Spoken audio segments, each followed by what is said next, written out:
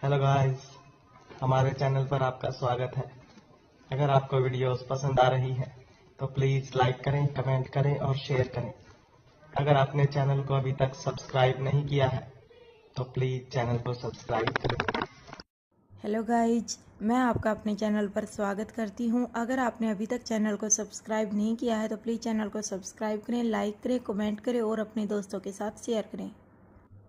किसी के कदमों की आहट सुनकर दोनों भाई बहन हैरानी से एक दूसरे को देखने लगे। वो समझ चुके थे कि जो भी अनजान शख्स था जिसे ढूंढते हुए वो इतनी रात को इतना खतरा मोल लेकर होटल पैराडाइज इंटरनेशनल से निकलकर इतनी दूर गुलेरिया हाउस में आए थे, वो शख्स कुछ ही देर में उनके सामने आने वाला था। दोनों बच्चों के दिल की धड़कनें तेज हो रही थी। रिया के हाथ पांव सुन पड़ने लगे थे, उसका सिर घूम रहा था। अलेक्जेंडर ने देखा कि रिया काफ़ी घबरा गई थी। अलेक्जेंडर को अब डर था कि कहीं रिया पैनिक ना हो जाए। रिया के कंधे पर हाथ रखते हुए अलेक्जेंडर ने अपनी बहन को समझाया और उसे शांत रहने को कहा। रिया को अलेक्जेंडर पर थोड़ा भरोसा था। वो जानती थी कि चाहे कुछ भी हो जाए, अलेक्जेंडर उस पर कोई खतरा नहीं आने देगा। रिया और अलेक्जेंडर एक दूसरे को देखने लगे। रिया आंखों आंखों में ही अपने भाई अलेक्जेंडर से कह रही थी कि उन दोनों को वहाँ से चलना चाहिए, पर अलेक्जेंडर वहाँ से आज नहीं जाना चाहता था, बिना ये पता लगाए कि आखिर इस पुराने गुलेरिया हाउस में कौन रहता था। अलेक्जेंडर चाहता था कि आज के बाद रिया को कभी ये वहम ना रहे कि उसने इस गुलेरिया हाउस में किसी को देखा था जिसकी शक्ल उसकी मम्मा से मिलती थी। इस कारण अलेक्जेंडर ने अपनी बहन को धीरे से समझाते हुए कहा, रिया, आज हमें पता लगाना ही है आखिर यहाँ कौन रहता है, क्योंकि अब तो इतना यकीन हो गया है कि गुलेरिया हाउस के इस कमरे में कोई ना कोई तो रहता है। ये लैपटॉप इस बात का सबूत है। इसीलिए घबराओ मत, हमें बस हिम्मत से काम लेना है। अलेक्जेंडर रिया को समझाए जा रहा था। इसी बीच वहीं कदमों की आहट धीरे धीरे कमरे के नज़दीक आ रही थी। दोनों बच्चे एक साथ अपने कदम पीछे हटाने लगे, पर अंदर ही अंदर दोनों ये भी जानना चाहते थे कि आखिर कदमों की आहट थी किसकी। अलेक्जेंडर ने बड़ी ही मजबूती से बटर नाइफ अपने हाथ में पकड़ रखी थी ताकि हमला होने पर वो अपनी बहन को प्रोटेक्ट कर सके। अलेक्जेंडर ने मन ही मन ठान लिया था कि चाहे कुछ भी हो जाए वो अपनी बहन को कुछ नहीं होने देगा। अलेक्जेंडर खुद को घायल करने के लिए तैयार था, पर अपनी बहन रिया को कुछ नहीं होने देना चाहता था। वो जानता था कि अगर रिया को जरा से भी खरोच आई तो फिर रोहित का क्या रिएक्शन होगा। कदमों की आहट धीरे धीरे कमरे के बिल्कुल नज़दीक आ गई और फिर अचानक आहट की आवाज़ एकदम से बंद हो गई। कदमों की आहट की आवाज़ बंद होते ही दोनों भाई बहन हैरानी से एक दूसरे को देखने लगे। अलेक्जेंडर ने देखा कि रिया के माथे से पसीना बह रहा था। वहीं रिया ने भी नोटिस किया कि अलेक्जेंडर के माथे से भी बहुत पसीना बह रहा था। दोनों भाई बहन समझ नहीं पा रहे थे कि अचानक ही कमरे की ओर बढ़ रहे कदम रुक क्यों गए थे। अलेक्जेंडर से अब और इंतजार नहीं होने वाला था। अलेक्जेंडर ने मन ही मन तय कर लिया था कि चाहे कुछ भी हो जाए वो अपनी बहन को बचाकर रहेगा, चाहे उसके लिए उसे अपनी जान भी क्यों ना देनी पड़े। अपने हाथों में पकड़ी हुई बटर नाइफ को और भी ज़्यादा मजबूती से पकड़ते हुए जैसे ही अलेक्जेंडर ने अपने कदम दरवाजे की ओर आगे बढ़ाना शुरू किया, अलेक्जेंडर और रिया ने देखा कि दरवाजे से कमरे के अंदर एक लंबा चौड़ा आदमी अपने हाथ में एक ट्रे पकड़ कर आया। उस आदमी को देखकर अलेक्जेंडर और रिया की चीख निकल गई। अलेक्जेंडर और रिया दोनों अचानक ही लड़खड़ाकर गिर पड़े और धीरे धीरे अपने पांव जमीन पर घसीटते हुए पीछे की ओर दीवार के पास जाने लगे। अलेक्जेंडर ने बटर नाइफ अपने हाथों में पकड़ रखी थी, जिसे उस आदमी की ओर दिखाते हुए अलेक्जेंडर ने कहा, आगे मत बढ़ना। अगर हमें छूने की कोशिश की या हमें किसी तरह का नुकसान पहुंचाने की कोशिश की तो याद रखना, मैं बहुत खतरनाक लड़का हूं, मैं तुम्हें छोड़ूंगा नहीं। अलेक्जेंडर के सामने जो आदमी खड़ा था उसकी हाइट तकरीबन 6.5 फुट की थी। उसके चेहरे पर बड़ी सी सफ़ेद दाढ़ी थी और घुंघराले बाल भी काफ़ी सफ़ेद नज़र आ रहे थे। उसके चेहरे पर किसी तरह के चोट के निशान नज़र आ रहे थे, मगर चोट के निशान काफ़ी ज़्यादा धुंधले थे। बड़ी बड़ी आंखें, बड़ी सफ़ेद आईब्रोज और बड़ी मोटी दाढ़ी के बीच से भी उस आदमी की मुस्कान साफ नज़र आ रही थी। अलेक्जेंडर को इतना घबराया हुआ देखकर उस आदमी ने अपनी भारी आवाज़ में अलेक्जेंडर और रिया की ओर देखकर कहा, डरो मत बच्चों, मैं तो तुम्हारे लिए चॉकलेट मिल्क लेने गया था। काफ़ी ज़्यादा सर्दी है, गर्मा गर्म चॉकलेट मिल्क पियो। इतनी सर्दियों में बच्चों के लिए चॉकलेट मिल्क काफ़ी अच्छा होता है। तुम्हारी हड्डियाँ भी मजबूत होंगी और ठंड भी बहुत कम लगेगी। ये कहते हुए उस आदमी ने साइड टेबल पर अपने हाथों में पकड़ी हुई ट्रे रख दी और रिया ने देखा कि ट्रे में रखे हुए मग में से गर्मा गर्म दूध की भाप निकल रही थी और चॉकलेट की खुशबू पूरे कमरे में फैल चुकी थी। तेज सांस ले रहे अलेक्जेंडर और रिया हैरानी से एक दूसरे को देखने लगे। उनकी समझ में नहीं आ रहा था कि इतना खतरनाक आदमी उनसे इस तरह से बातें क्यों कर रहा था। अलेक्जेंडर और रिया के सामने जो आदमी खड़ा था उसने अपनी पीठ अलेक्जेंडर और रिया की ओर कर रखी थी और वह ग्लास में रखा हुआ दूध चम्मच से हिला रहा था। अलेक्जेंडर और रिया के मन में कई तरह के सवाल उठने लगे। अलेक्जेंडर और रिया को एक बात का यकीन हो गया था कि हो ना हो उस आदमी ने अलेक्जेंडर और रिया के लिए एक ट्रैप बिछाया था और उस आदमी ने दोनों बच्चों को अपने कब्जे में कर लिया था। अलेक्जेंडर अच्छी तरह से जानता था कि रोहित मारवा कितना बड़ा आदमी था और रोहित मारवा के बच्चों को अगर कोई किडनैप कर लेता है तो कितनी मोटी रकम वसूल कर सकता था। ये बात भी अलेक्जेंडर अच्छी तरह से जानता था। उस आदमी को देखने के बाद अलेक्जेंडर ने रिया की ओर देखकर कहा, देखो रिया, वी हैव बीन किडनैप्ड, मगर तुम डरो मत, चाहे कुछ भी हो जाए मैं तुम्हें कुछ नहीं होने दूंगा। मैं इस आदमी से लड़ूंगा, मगर तुम इतना याद रखना कि जब मैं उस आदमी से लड़ूंगा तुम किसी भी तरह यहाँ से भागकर बाहर निकल जाना और आर्यन को लेकर होटल पैराडाइज इंटरनेशनल लौट जाना। पापा को कहकर मेरे लिए मदद भिजवाना। अगर तब तक मैं जिंदा बचा तो हम दोबारा मिलेंगे, मगर इसके बाद मुझे कोई डिस्कशन नहीं चाहिए। जैसे ही मैं उस आदमी पर अटैक करूं तुम्हें यहाँ से भागना होगा। रिया की समझ में नहीं आ रहा था कि वो क्या करे। अलेक्जेंडर ने अपनी बहन को हुक्म तो दे दिया था, मगर रिया भी इतनी आसानी से अपने भाई को मुसीबत में छोड़कर भागने वाली नहीं थी। मगर इससे पहले कि रिया डर से कुछ कहने की कोशिश करती, अलेक्जेंडर ने रिया की ओर देखकर उसे चुप रहने का इशारा किया और कहा, इस वक्त जो मैं कहता हूँ वही करो। तुम्हारी जिद नहीं चलने वाली है आज। किसी भी हालत में तुम्हें यहाँ से भागना होगा, चाहे मुझे जो भी हो जाए। तुम मुड़कर पीछे नहीं देखोगी और सीधे जाकर आर्यन से मिलोगे और आर्यन के साथ यहाँ से होटल में पापा के पास चली जाओगी। अगर आर्यन कहे कि वो मेरी भी मदद करने के लिए अंदर आ रहा है तो तुम्हें उसे रोकना होगा। प्रॉमिस मी रिया। ये कहते हुए अलेक्जेंडर ने रिया की ओर अपना हाथ आगे बढ़ा दिया। रिया की समझ में नहीं आ रहा था कि वो क्या करे, मगर अलेक्जेंडर की आंखों में आंसू देखकर रिया ने अलेक्जेंडर के हाथों पर अपना हाथ रख दिया। रिया का हाथ अपने हाथों पर महसूस करते ही अलेक्जेंडर ने रिया को अपनी जगह से उठाया और कहा, अपना मम्मा, डैड और आर्यन का ख्याल रखना। अलेक्जेंडर ने अपने हाथों में पकड़ी हुई बटर नाइफ को और भी ज़्यादा कसकर पकड़ लिया और रिया की ओर देखकर धीमी आवाज़ में कहा, मैं जैसे ही 3 तक गिनूं तुम यहाँ से भाग जाना। रिया की समझ में नहीं आ रहा था कि वो अपने भाई को इस तरह मुसीबत में छोड़कर कैसे जाए, मगर इस वक्त उसके पास और कोई चारा नहीं था। अलेक्जेंडर ने बटर नाइफ को उस आदमी की ओर आगे करते हुए कहा, 1 2, मगर इससे पहले कि अलेक्जेंडर 3 कह पाता, वो आदमी फिर से ट्रे लेकर अलेक्जेंडर और रिया की ओर मुड़ा और कहने लगा, अरे भाई चले जाना, मगर पहले दूध तो पीकर जाओ। अभी इस उम्र में दूध मैं पी भी नहीं सकता और इतना सारा दूध मैं हजम भी नहीं कर पाऊंगा। दूध पीने के बाद बेशक तुम दोनों यहाँ से चले जाना, मगर देखो इस तरह रात के जंगल में तुम तीनों बच्चों को अकेले नहीं आना चाहिए था। यहाँ कई सारे जंगली और ख़तरनाक जानवर होते हैं जो तुम जैसे खूबसूरत बच्चों का शिकार करने के लिए हमेशा मौके का इंतज़ार करते रहते हैं। शायद कोई अजगर पेड़ की किसी डाल पर तुम्हारा इंतज़ार कर रहा हो, या फिर कोई भूखा भेड़िया अपने झुंड के साथ झाड़ियों के पीछे तुम्हारा इंतज़ार कर रहा हो।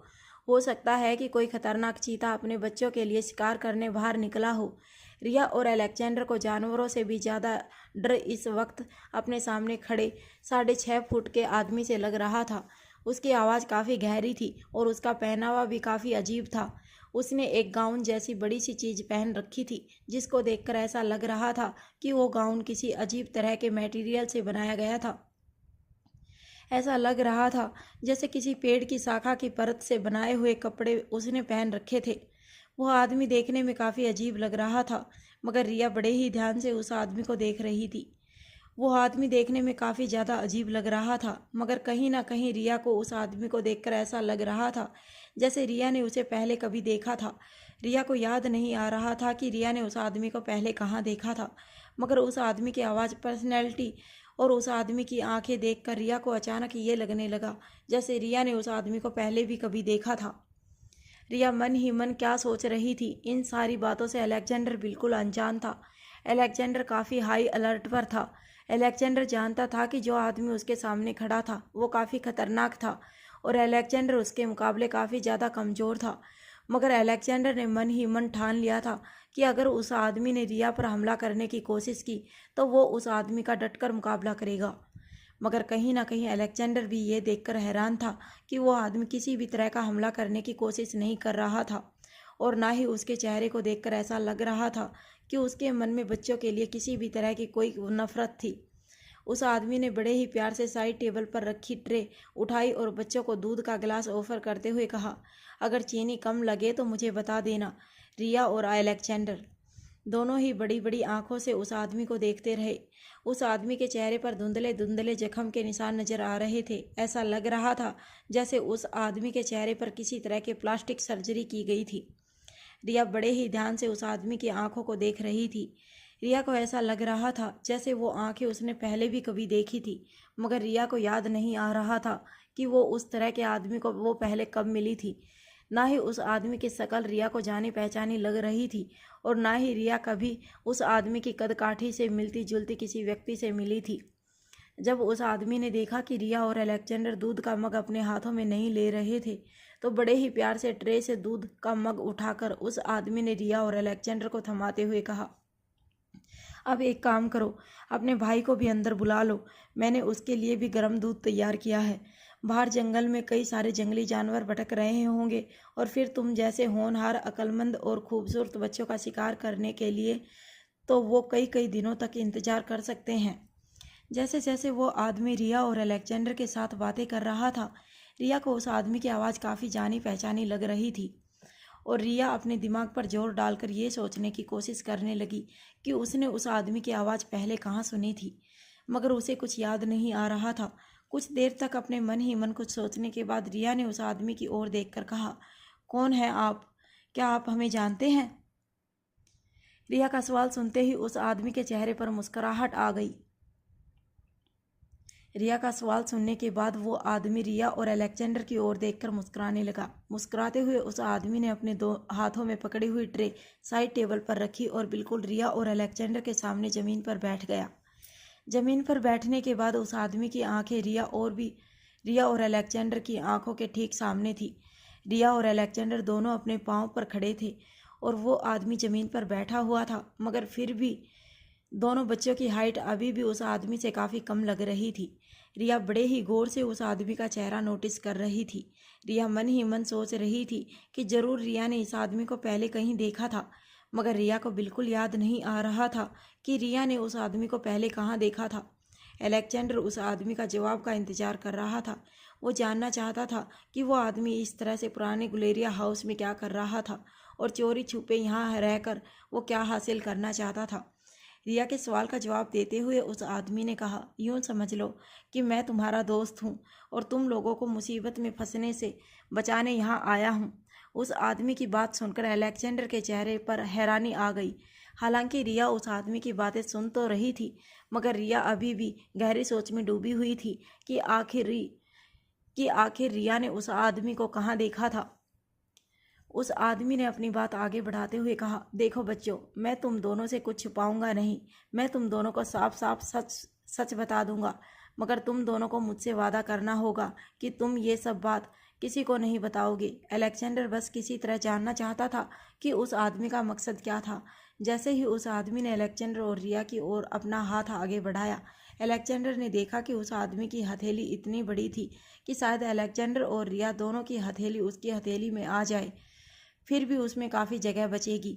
उस आदमी ने अपनी पहाड़ी और भारी आवाज़ में अलेक्जेंडर और रिया की ओर देखते हुए कहा, बच्चों, मुझसे वादा करो कि मेरा ये राज तुम दोनों सिर्फ अपने तक ही सीमित रखोगे और किसी से नहीं कहोगे। जब भी वो आदमी रिया और अलेक्जेंडर के साथ बात कर रहा था, बीच बीच में वो आदमी लैपटॉप स्क्रीन पर आर्यन की मूवमेंट पर नज़र डाल रहा था। उस आदमी को देखकर ऐसा लग रहा था कि बार बार आर्यन को देखकर वो ये देखना चाहता था कि गेट पर खड़ा आर्यन सुरक्षित है या नहीं।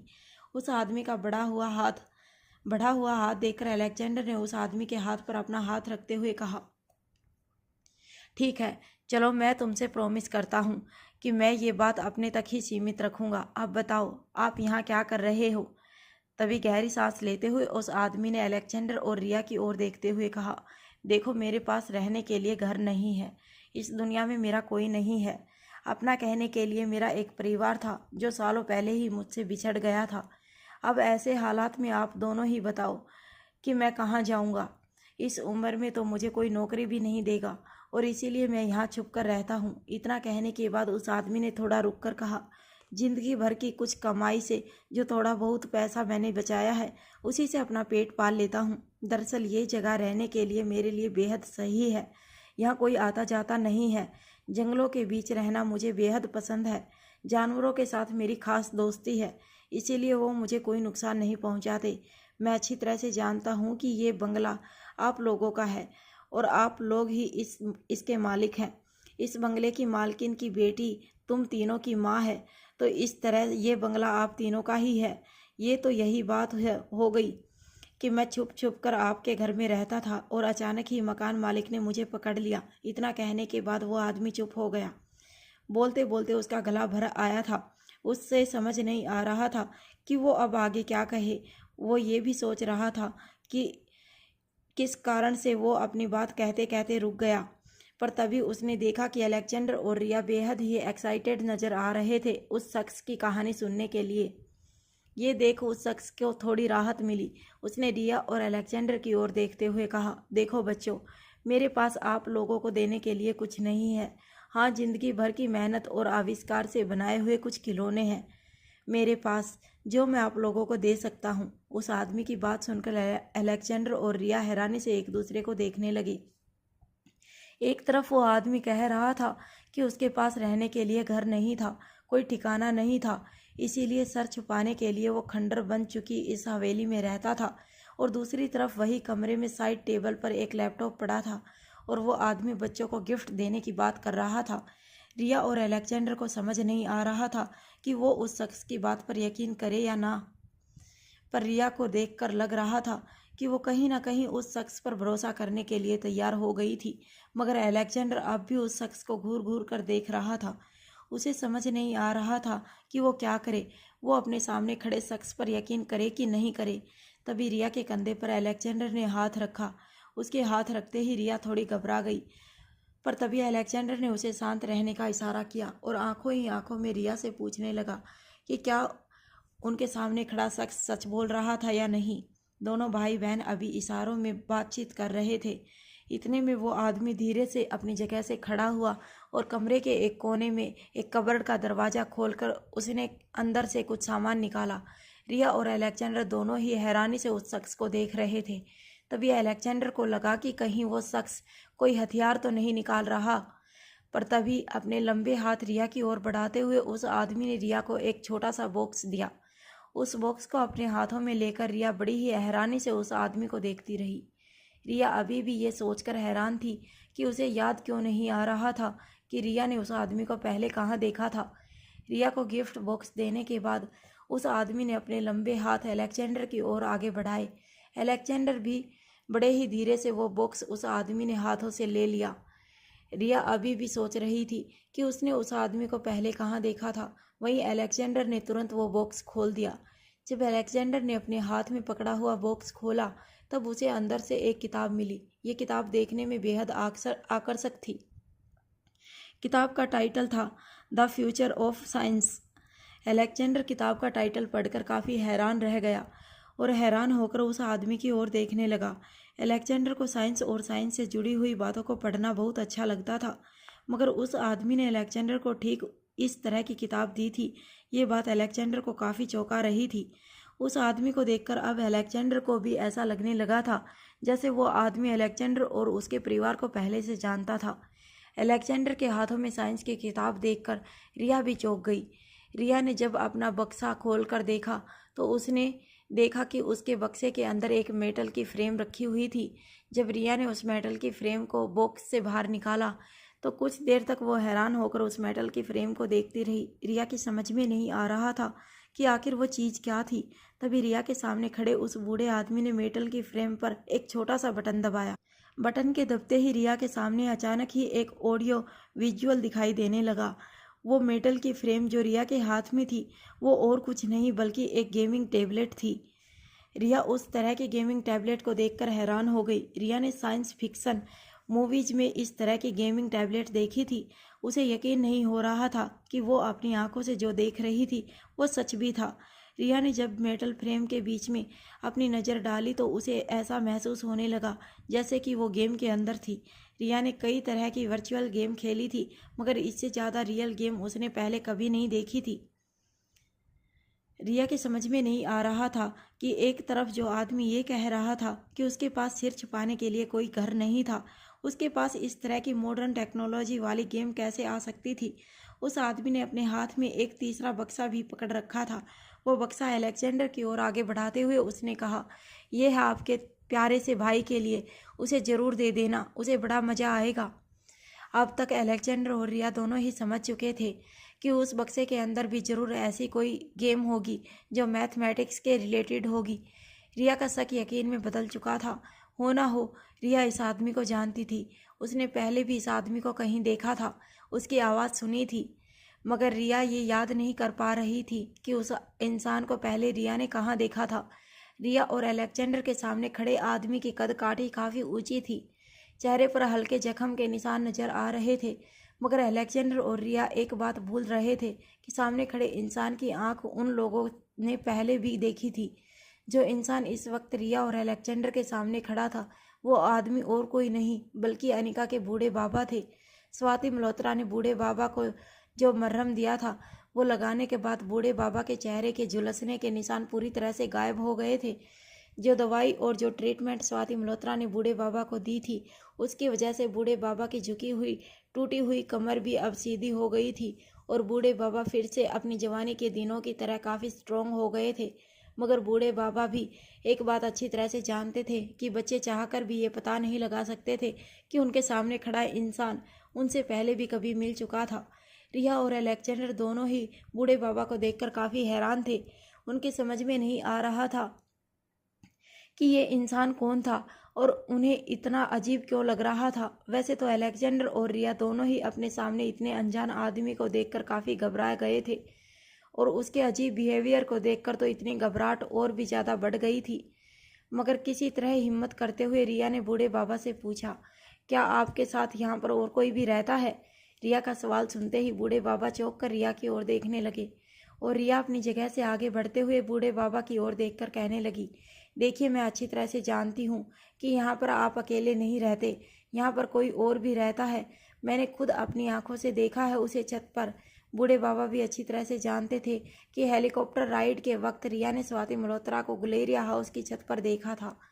रिया का सवाल सुनते ही बूढ़े बाबा के चेहरे पर मुस्कुराहट आ गई। बूढ़े बाबा ने रिया की बात सुनते ही मुस्कुराते हुए अलेक्जेंडर की ओर देखकर कहा, लगता है मेरी कलाकारी कामयाब हो गई। बूढ़े बाबा की ये बात सुनकर अलेक्जेंडर काफ़ी हैरान हो गया। बूढ़े बाबा ने अपनी बात आगे बढ़ाते हुए कहा, कई महीनों से मैं एक पेंटिंग बनाने की कोशिश कर रहा था।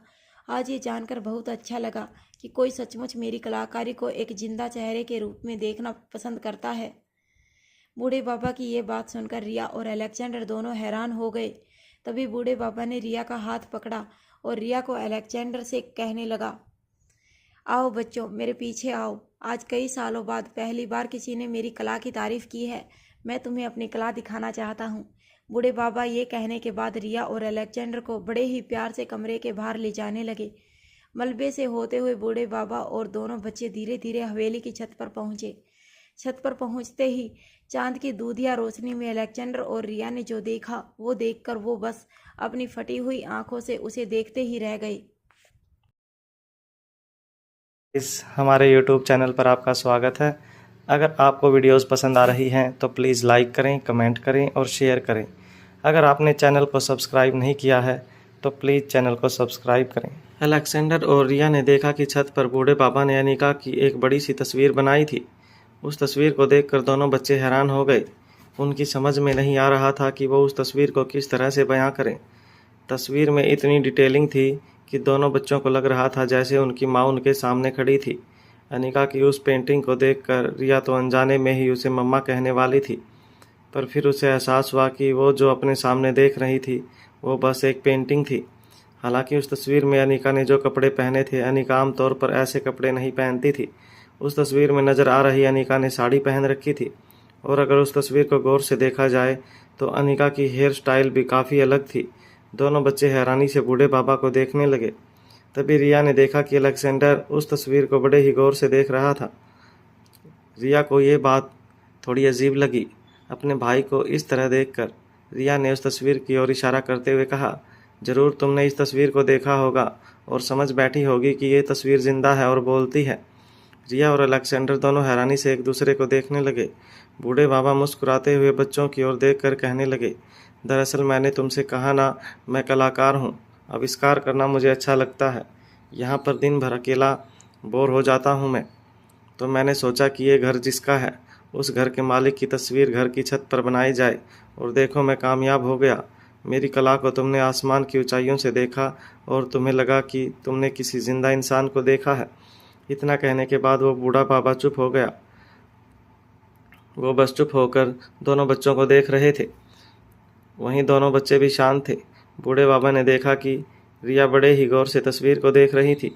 तस्वीर को देखने के बाद रिया खुद भी काफ़ी हैरान थी। रिया ने कई सारे पेंटर्स की पेंटिंग देखी थी, मगर इतनी रियल पेंटिंग रिया ने आज से पहले ज़िंदगी में कभी नहीं देखी थी। तस्वीर में इस तरह की गज़ब की डिटेलिंग की गई थी जिसे देखकर ऐसा लगता था जैसे तस्वीर में नज़र आ रहा चेहरा बिल्कुल जीवित है। अलेक्जेंडर भी उस तस्वीर को देखकर काफ़ी हैरान हो गए। बूढ़े बाबा के चेहरे पर मुस्कुराहट बढ़ती जा रही थी। वहीं दोनों बच्चे बड़ी ही हैरानी से अपने सामने बनी तस्वीर को देख रहे थे। वहां होटल पैराडाइज इंटरनेशनल में रोहित के सिक्योरिटी गार्ड्स में काफ़ी अफरा तफरी मची थी। आधे घंटे के ऊपर का वक्त बीत गया था, मगर बच्चों की कोई खबर नहीं आई थी। इतने सारे सिक्योरिटी गार्ड्स मनाली में हर तरफ मोटर बाइक और जीप में अलग अलग दिशाओं में गए थे, मगर कहीं से बच्चों की कोई खबर नहीं मिली थी। चीफ सिक्योरिटी ऑफिसर के दिल की धड़कनें काफ़ी तेज़ हो चुकी थी, मगर वो जानता था कि अब वक्त आ गया था कि रोहित को सच्चाई बता दी जाए। उस चीफ को पहले लगा कि वो अपने आदमियों के सहारे बच्चों को ढूंढ लेगा और रोहित को परेशान करने की ज़रूरत नहीं पड़ेगी, पर अब जब इतना वक्त बीत गया था, उसके बाद चीफ को लगने लगा कि उसे कोई कदम उठाना ही होगा। चीफ ये बात अच्छी तरह से जानता था कि बच्चे गायब हो गए थे। हो सकता था कि बच्चों को किसी खतरनाक किडनैपर ने किडनैप कर लिया था। ऐसे में जल्द से जल्द बच्चों को ढूंढना बेहद ज़रूरी हो गया था। जब चीफ सिक्योरिटी ऑफिसर को लगा कि उसके पास अब और कोई चारा नहीं था, तब चीफ सिक्योरिटी ऑफिसर ने ना चाहते हुए भी रोहित को कॉल लगा दिया। अपने बेडरूम में सोए रोहित के सिरहाने के बिल्कुल बगल में रोहित का फ़ोन वाइब्रेट होने लगा। कुछ देर फ़ोन वाइब्रेट होने के बाद जब रोहित की आंखें खुली तो उसने देखा कि रोहित का चीफ सिक्योरिटी ऑफिसर उसे कांटेक्ट करने की कोशिश कर रहा था। रोहित जानता था कि अगर इमरजेंसी ना हो तो चीफ सिक्योरिटी ऑफिसर कभी भी इस तरह से रोहित को इतनी रात डिस्टर्ब नहीं कर सकता था। अपने चीफ के नंबर को अपने फ़ोन में देखकर रोहित थोड़ी देर के लिए सोच में चला गया। उसके सामने कई सारे दृश्य आने लगे। रोहित ने पहले कुछ देर तक सोचा और फिर एक झटके से अपनी जगह से उठ गया, और रोहित ने पलट कर देखा तो अनिका गहरी नींद में सोई हुई थी। रोहित अनिका को चैन से सोता हुआ देखकर मुस्कुरा उठा, पर अगले ही पल रोहित को याद आया कि उसे चीफ का कॉल आ रहा है। रोहित अनिका को डिस्टर्ब नहीं करना चाहता था, इसलिए जल्दी से अपना फ़ोन लेकर रोहित बड़े ही धीरे से बेडरूम का दरवाज़ा खोलकर बेडरूम से बाहर निकल गया। बेडरूम से बाहर निकलते ही रोहित ने बेडरूम का दरवाज़ा बंद किया और तुरंत चीफ सिक्योरिटी ऑफिसर का कॉल रिसीव किया। चीफ सिक्योरिटी ऑफिसर ने तेज़ सांसें लेते हुए रोहित से कहा, सर बच्चे गायब हैं। इतनी सी बात सुनते ही रोहित के चेहरे का रंग उड़ गया।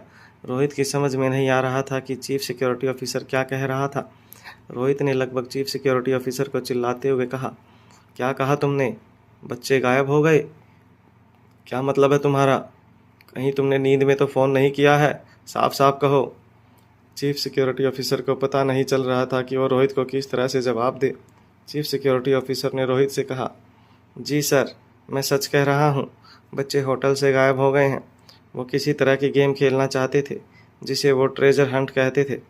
ट्रेजर हंट की गेम खेलते खेलते वो कब हमारे आदमियों की नज़रों के सामने से गायब हो गए पता भी नहीं चला। हमने चारों तरफ ढूंढा पर वो नहीं मिले। रोहित को चीफ सिक्योरिटी ऑफिसर की बातें समझ में ही नहीं आ रही थी।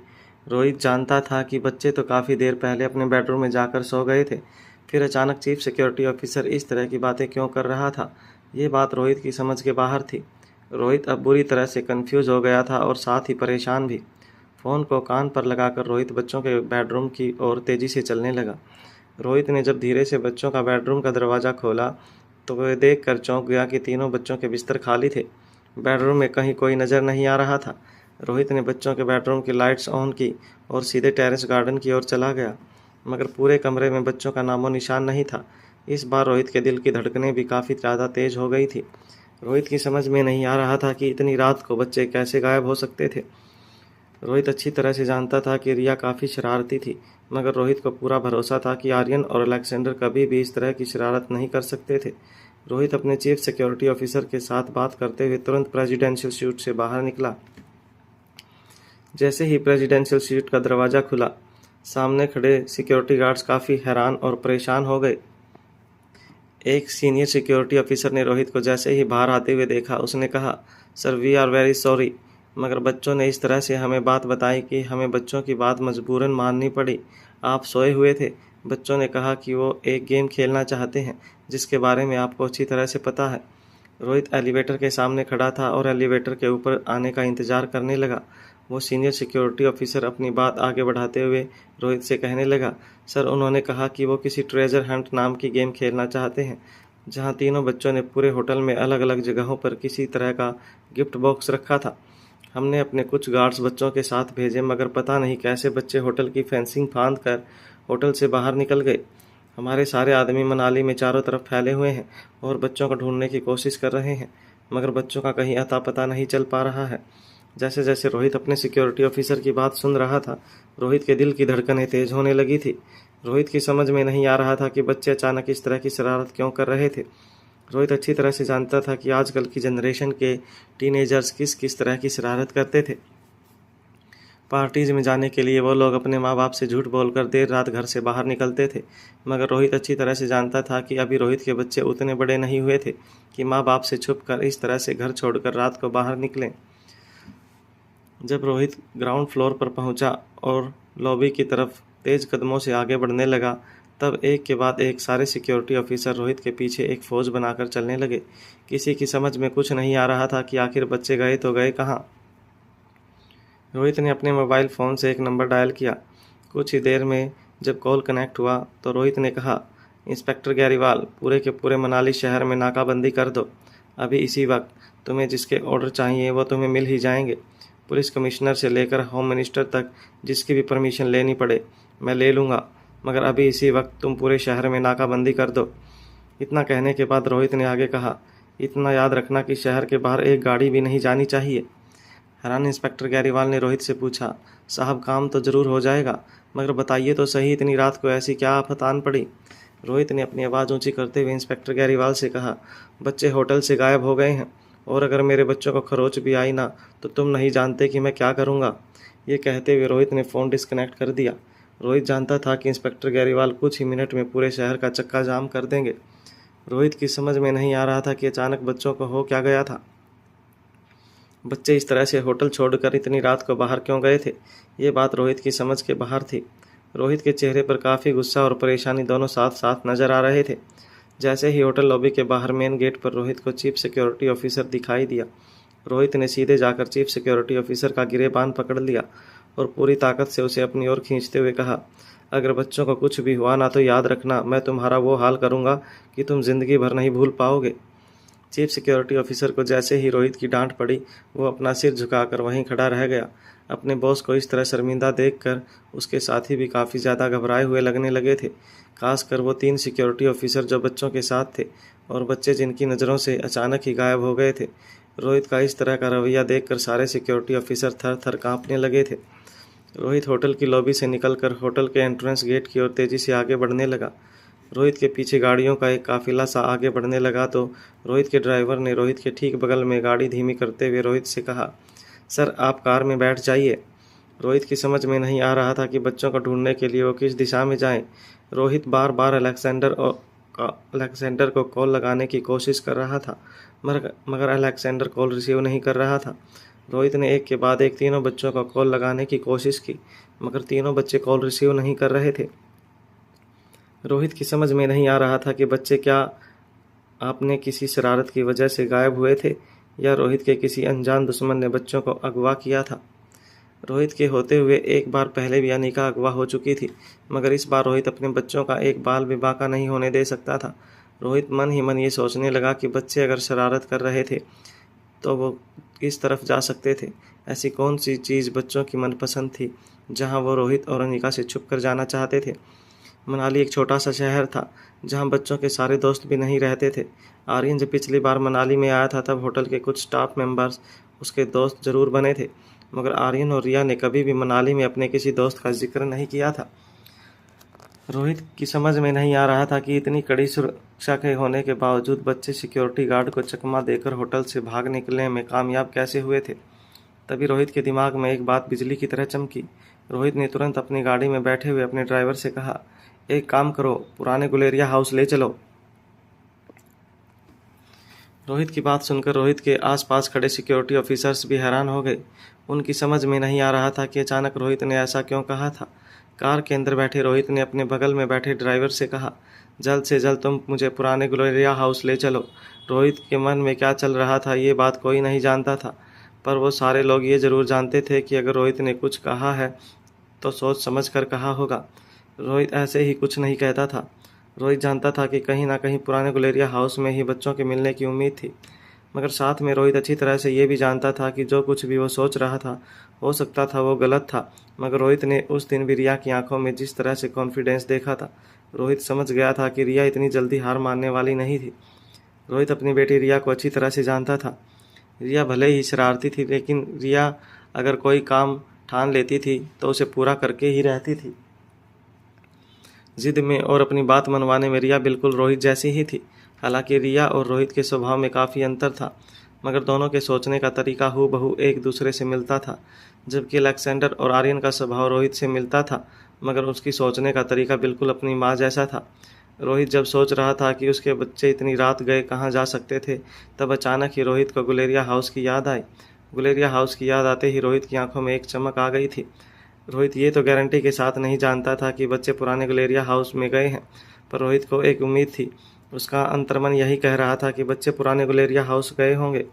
रोहित को यह भी याद था कि रिया ने कहा था कि पुरानी हवेली में रिया ने छत पर अपनी मम्मा को देखा था, जो बात मानने के लिए उसके भाई तैयार नहीं थे, और हो सकता था कि अपनी बात मनवाने के लिए वो अपने भाइयों को लेकर गुलेरिया हाउस गई हो। रोहित के दिल की धड़कनें काफ़ी तेज हो गई थी। वो जानता था कि इस तरह से बच्चों का इतनी रात को अकेले बाहर निकलना खतरे से खाली नहीं था, खासकर तब जब गुलेरिया हाउस शहर से दूर जंगलों के बीच एक अंधेरे कोने में बना था। रोहित जानता था कि उसकी बात गलत भी हो सकती थी, मगर रोहित किसी तरह जल्द से जल्द अपने बच्चों तक पहुंचना चाहता था। वहाँ रोहित की बात सुनने के बाद इंस्पेक्टर गैरीवाल ने भी एक के बाद एक पूरे शहर में नाकाबंदी कर दी थी।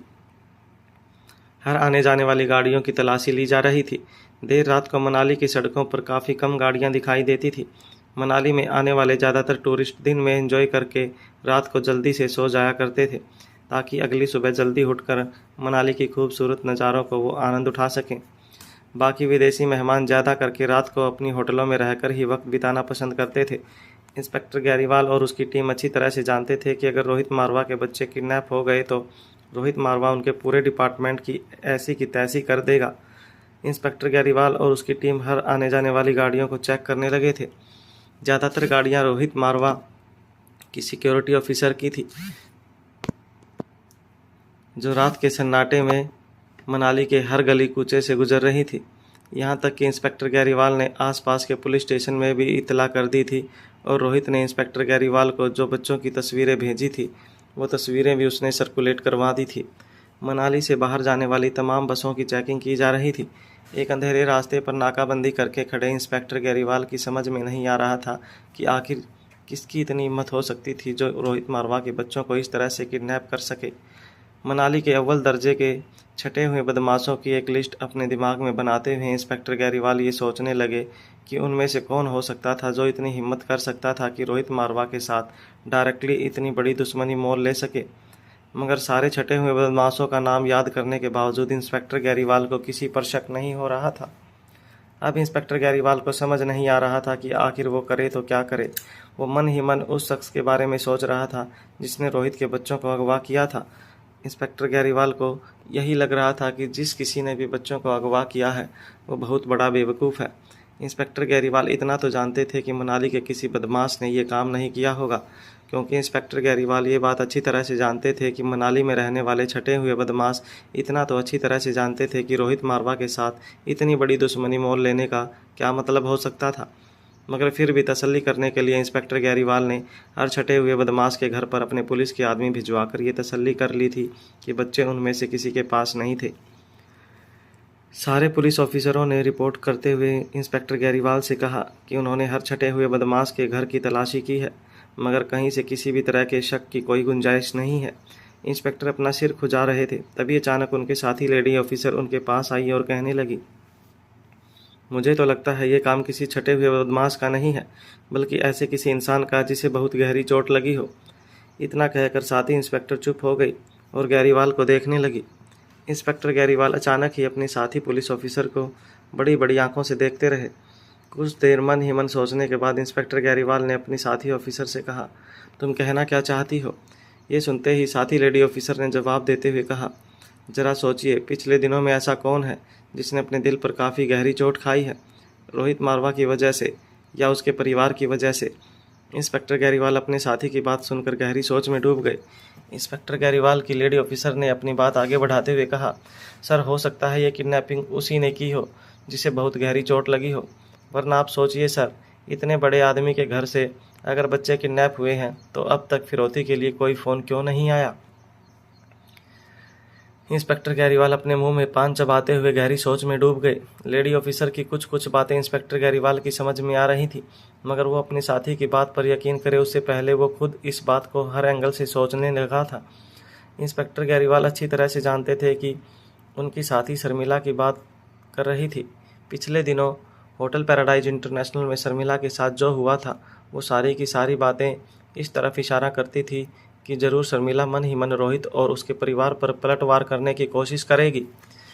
हालांकि दिखने में शर्मिला काफ़ी कमज़ोर और एक सीधी सादी लड़की लगती थी, मगर इंस्पेक्टर अच्छी तरह से जानते थे कि किस तरह शनि शर्मिला को पसंद करता था। शर्मिला और सनी के बीच में किस तरह बहस हुई थी और सनी के साथ जो कुछ भी हुआ ठीक उसके बाद ही शर्मिला के भाई को अगवा कर लिया गया था। जब इंस्पेक्टर गैरीवाल ने शर्मिला को पकड़कर लकड़ी के छोटे से कमरे में कैद किया था, तब भी इंस्पेक्टर अच्छी तरह से जानते थे कि शर्मिला अपने पर हुए जुल्मों का बदला लेना चाहती थी। उसकी आंखों में जुनून नजर आ रहा था। हालांकि उसके शरीर में इतनी ताकत नहीं थी कि वो इंस्पेक्टर गैरीवाल से लड़ सके, मगर उस वक्त इंस्पेक्टर गैरीवाल ने शर्मिला की आंखों में पढ़ लिया था कि वो दुनिया से लड़ना चाहती थी। और हो सकता था कि शर्मिला के भाई के अगवा हो जाने के बाद शर्मिला ने सोचा हो कि अगर रोहित ने उसके भाई को अगवा किया है तो अपने बच्चों के बदले रोहित जरूर शर्मिला के भाई को रिहा करेगा, और शायद इसीलिए अब तक किडनैपर ने पैसों की कोई डिमांड नहीं की थी। जब ये बात इंस्पेक्टर गैरीवाल के दिमाग में आई तब इंस्पेक्टर गैरीवाल ने तुरंत अपनी जीप के बोनट पर हाथ मारते हुए अपने साथियों से कहा, चलो तुरंत जीप में बैठो, वो शहर के बाहर जो रॉ हाउस बने हैं जिन्हें लोग भूतिया जगह कहते हैं, मुझे वहाँ ले चलो। इंस्पेक्टर की ये बात सुनकर उनकी साथी इंस्पेक्टर समझ गई थी कि इंस्पेक्टर गैरीवाल का उनका इशारा अच्छी तरह से समझ आ चुका था। इंस्पेक्टर गैरीवाल का साथी ड्राइवर तेजी से पुलिस जीप शर्मिला के घर की ओर ले जाने लगा। इंस्पेक्टर गैरीवाल और उनकी साथी इंस्पेक्टर मन ही मन ये भी सोच रहे थे कि अगर शर्मिला ने सचमुच तीनों बच्चों को अगवा किया था तो वो इस वक्त अपने घर पर नहीं होगी, मगर साथ ही साथ इंस्पेक्टर ये भी सोच रहे थे कि शर्मिला कोई प्रोफेशनल किडनैपर नहीं थी और इसलिए शायद एक्सपीरियंस ना होने की वजह से शर्मिला ने बच्चों को किडनैप करके उन्हें अपने घर पर ही रखा हो। कुछ ही देर में इंस्पेक्टर गैरीवाल की जीप ठीक उस सुनसान इलाके में पहुंची जहां शर्मिला रहा करती थी। आसपास सारे एनआरआई लोगों ने अपने अपने बंगले बनवाए थे, मगर उन बंगलों में कोई रहता नहीं था, जिसकी वजह से पूरा इलाका बिल्कुल सुनसान नजर आता था। इक्का दुक्का स्ट्रीट लाइट्स के अलावा वहां रोशनी भी बहुत कम थी। खुद पुलिस वाले भी जीप से उतरने से डरते थे, क्योंकि उन्होंने जिस तरह के किस्से सुन रखे थे वो सुनकर उस इलाके में पांव रखना भी उनके लिए काफ़ी डरावना था। जैसे ही इंस्पेक्टर गैरीवाल जीप से उतरे, इंस्पेक्टर के साथी एक दूसरे को हैरानी से देखने लगे। इंस्पेक्टर गैरीवाल ने देखा कि उसके साथी काफ़ी घबरा रहे थे, यहाँ तक कि उनके साथी लेडी पुलिस इंस्पेक्टर भी नीचे पांव रखने से कतरा रही थी। इंस्पेक्टर गैरीवाल ने अपना हाथ जोर से जीप के बोनट पर मारते हुए कहा, अरे बेवकूफ़ हो, नीचे उतरो। अरे इस तरह से डर रहे हो जैसे तुमने सचमुच किसी भूत को सामने देख लिया। इतना कहकर इंस्पेक्टर गैरीवाल सबको घूर घूर कर देखने लगे। ये देख कुछ हवलदार अपने हाथों में डंडा लिए जीप के पीछे वाले दरवाजे से नीचे उतरे। उन्हें देखकर इंस्पेक्टर गैरीवाल समझ गए थे कि उन्हें काफ़ी डर लग रहा था। दो हवलदार आसपास देखकर मन ही मन हनुमान चालीसा का पाठ पढ़ रहे थे, जबकि एक हवलदार काफ़ी बुरी तरह से काँप रहा था। इंस्पेक्टर गैरीवाल ने काँपते हुए हवलदार के पास जाकर कहा, क्या हो रहा है तुम्हें? तुम इतना काँप क्यों रहे हो? ये भूत वूत कुछ नहीं होता, समझे? अगर इस दुनिया में सबसे भयानक कोई चीज़ है तो वो है इंसान, जो तुम खुद हो। अरे हम जैसे इंसानों को अगर भूत देख ले तो भूत डर जाए, और तुम तो जो भूत के नाम से डर रहे हो। इंस्पेक्टर गैरीवाल की बात सुनकर पीछे खड़े दोनों हवलदारों ने अपना पाठ जोर जोर से पढ़ना शुरू कर दिया। तभी कांपती हुई आवाज़ में आगे खड़े हवलदार ने इंस्पेक्टर से कहा, अरे नहीं नहीं साहब, ये तो ठंड के मारे मेरी हड्डियां खटखटा रही हैं। मगर साहब सच कहूँ तो आप ऐसी सब बातें ज़ोर ज़ोर से मत कीजिए। हमने यहाँ पर एक से एक किस्से सुने हैं। इस जगह पर ज़रूर भूतों का वास है। अरे भाई, मेरी चाची ने तो खुद अपनी आंखों से यहाँ पर भूत देखा है। उस हवलदार की ये बात सुनते ही इंस्पेक्टर गैरीवाल ने अपना सिर खुजाते हुए कहा, अरे तुम्हारी चाची ने यहाँ किसी भूत को नहीं बल्कि तुम्हारे चाचा को देख लिया होगा। वो किसी भूत से कम है क्या? इतना कहने के बाद खुद इंस्पेक्टर गैरीवाल हंसने लगे। इंस्पेक्टर गैरीवाल की ये बात सुनकर बगल में खड़ी लेडी इंस्पेक्टर की हंसी छूट गई, मगर सामने खड़े तीनों हवलदार अभी भी काफ़ी डरे हुए लग रहे थे। आगे खड़े हवलदार ने कांपती हुई आवाज़ में इंस्पेक्टर गैरीवाल से कहा, नहीं साहब, मैं सच कह रहा हूँ। मेरी चाची ने खुद मेरे चाचू को यहाँ पर किसी चुड़ैल की गिरफ्त में देखा था। उस चुड़ैल ने मेरे चाचू को पूरी तरह से वश में कर लिया था। उस हवलदार की ये बात सुनकर इंस्पेक्टर गैरीवाल उस लेडी इंस्पेक्टर की ओर देखने लगे। दोनों ही मन समझ गए थे कि चाचा ने चाची को किस तरह से उल्लू बनाया था। मगर इंस्पेक्टर गैरीवाल ने उस हवलदार की बात को पूरी तरह से इग्नोर करते हुए अपने कदम शर्मिला के घर की ओर आगे बढ़ाना शुरू किया। तभी इंस्पेक्टर गैरीवाल के कानों पर एक धीमी आवाज़ पड़ी, साहब रुक जाइए। मेरी तो समझ में नहीं आ रहा है कि वो लड़की इस तरह से इतने सुनसान इलाके में कैसे रह सकती है। मुझे तो लगता है वो लड़की भी कोई आम लड़की नहीं है, वो खुद एक प्रेत आत्मा है। ये बात सुनते ही इंस्पेक्टर गैरीवाल चौंक कर उस हवलदार को देखने लगे। इस हमारे YouTube चैनल पर आपका स्वागत है। अगर आपको वीडियोस पसंद आ रही हैं तो प्लीज़ लाइक करें, कमेंट करें और शेयर करें। अगर आपने चैनल को सब्सक्राइब नहीं किया है तो प्लीज़ चैनल को सब्सक्राइब करें। जैसे इंस्पेक्टर गैरीवाल ने अपने हवलदार की बात सुनी, इंस्पेक्टर गैरीवाल ने अपनी आवाज़ ऊंची करते हुए कहा, अब एक शब्द भी मुंह से निकाला ना तो इतना याद रखना, लॉकअप में जितने भी मुजरिम बंद हैं उन सबको छोड़ दूंगा और तुम्ही को लॉकअप के अंदर बंद कर दूंगा। पता है ना, अंधविश्वास की बातें अफवाह के तौर पर फैलाना भी एक कानूनन अपराध है, इसलिए बेकार की बातें मेरे सामने मत करना। इंस्पेक्टर गैरीवाल की बात सुनकर दोनों हवलदार हैरानी से एक दूसरे को देखने लगे। जो हवलदार जोर जोर से कांप रहा था उसका हाथ पकड़कर इंस्पेक्टर गैरीवाल उसे शर्मिला के घर की ओर ले जाने लगे। पूरे इलाके में काफ़ी अंधेरा था। इस वक्त ठंडी हवाएं चल रही थी। चारों तरफ एक अलग ही शांति छाई हुई थी। इस शांति में हवा के चलने की आवाज़ साफ साफ सुनाई दे रही थी। शर्मिला के घर के बरामदे में हल्की सी रोशनी दिखाई दे रही थी। लेडी इंस्पेक्टर जिसने शर्मिला के घर के बारे में पूछताछ की थी, उसने इंस्पेक्टर गैरीवाल को इशारा करते हुए शर्मिला का घर बताया। जैसे ही इंस्पेक्टर गैरीवाल को गली के कोने में शर्मिला का घर दिखाई दिया, वह हवलदार को अपने साथ लेकर धीरे धीरे उस घर की ओर अपने कदम आगे बढ़ाने लगे। जैसे जैसे शर्मिला का घर नज़दीक आ रहा था, हवलदार के शरीर की कंपन और ज़्यादा बढ़ रही थी। हवलदार चारों ओर देखकर मन ही मन किसी तरह चाहता था कि इंस्पेक्टर गैरीवाल अपना इरादा बदल लें और वापस जीप शहर की ओर ले जाएं। उस हवलदार की डर के मारे हालत ख़राब थी। वो इतना ज़्यादा डरा हुआ था कि अगर इस वक्त कोई जानवर भी चिल्ला देता तो वह हवलदार वहाँ से भाग खड़ा होता। इलाके में पूरी तरह से हर तरफ शांति थी, इसलिए जरा सी हवा की आहट आते ही इंस्पेक्टर गैरीवाल के साथ चल रहे हवलदार को घबराहट महसूस होने लगती। जैसे ही इंस्पेक्टर गैरीवाल शर्मिला के घर के बरामदे के पास पहुँचे, हवलदार ने इंस्पेक्टर गैरीवाल का हाथ पकड़ लिया और कहा, साहब हम अकेले आपके साथ अंदर नहीं जाएंगे। आप एक काम कीजिए, ये पीछे खड़े हमारे साथियों को भी हमारे साथ बुला लीजिए। क्या है कि अगर अंदर कोई भूत हुआ तो फिर जितने ज़्यादा लोग होंगे हम उतनी ही ताकत से उसका मुकाबला कर पाएंगे। हवलदार की ऐसी बेतुकी बात सुनकर इंस्पेक्टर गैरीवाल ने उस हवलदार की पीठ पर चपत लगाते हुए कहा, अरे बेवकूफ़, अगर सचमुच अंदर भूत हुआ तो हम 4 हो या 400 कोई फ़र्क नहीं पड़ने वाला, इसलिए बेकार की बातें मत सोचो और अंदर चलो। हम जो काम करने आए हैं उसे कर लेते हैं। इस बार हवलदार इंस्पेक्टर गैरीवाल की बात नहीं सुनने वाला था। हवलदार ने पीछे मुड़कर अपने साथी से कहा, अरे भाई आ जाओ दोस्त होने के नाते मेरी मदद करने के लिए आ जाओ। इंस्पेक्टर गैरीवाल अच्छी तरह से जान चुके थे कि हवलदार अकेला अंदर नहीं आने वाला था, इसलिए अपने साथियों को इशारे से अपने पास बुलाते हुए इंस्पेक्टर ने कहा, अरे चलो यार तुम सब अंदर चलो, पता नहीं आज इसे क्या हो गया है, इतना डर रहा है कि अभी अगर और कुछ देर तक डरता रहा तो यहीं अपनी पैंट गीली कर देगा। इंस्पेक्टर गैरीवाल का इशारा देखते ही पीछे खड़े दो हवलदार भी काफ़ी हैरानी से एक दूसरे को देखने लगे। उनकी आंखों में भी घबराहट साफ नजर आ रही थी। लेडी इंस्पेक्टर बाकी दो हवलदारों के साथ इंस्पेक्टर गैरीवाल के पास आ पहुंची। इंस्पेक्टर गैरीवाल ने शर्मिला के बरामदे में जैसे ही कदम रखा, एक बड़ी सी काली बिल्ली अचानक ही घर की छत से बरामदे में कूदी। उस काली बिल्ली को देखते ही तीनों हवलदार के मुंह से चीख निकल गई। इस बार इंस्पेक्टर गैरीवाल ने जोर से तीनों हवलदारों को फटकार लगाते हुए कहा, अरे बस करो तुम लोग, बहुत हो गया तुम लोगों का तमाशा। इतना ही डर लगता था तो पुलिस महकमे में चोरी नौकरी लेने की क्या ज़रूरत थी। किसी चूड़ियों के बिजनेस में लग जाते, दिन भर आराम से दुकान पर बैठे रहते। वर्दी पहनने का शौक है तो फिर वर्दी के साथ जुड़ी जिम्मेदारियों को निभाना सीखो, और खबरदार अगर तुम इस बार चिल्लाए तो। इंस्पेक्टर गैरीवाल की डांट सुनते ही तीनों हवलदार चुप होकर अपना सिर झुकाकर धीरे धीरे शर्मिला के घर की ओर आगे बढ़ने लगे।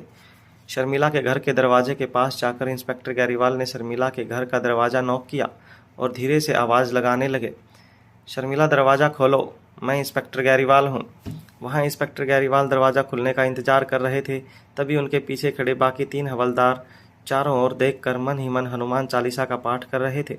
रात के काले अंधेरे में अगर पत्तों की हल्की सी सरसराहट भी होती तो उन्हें लगता कि कोई अनजान साया उनकी ओर चला रहा है।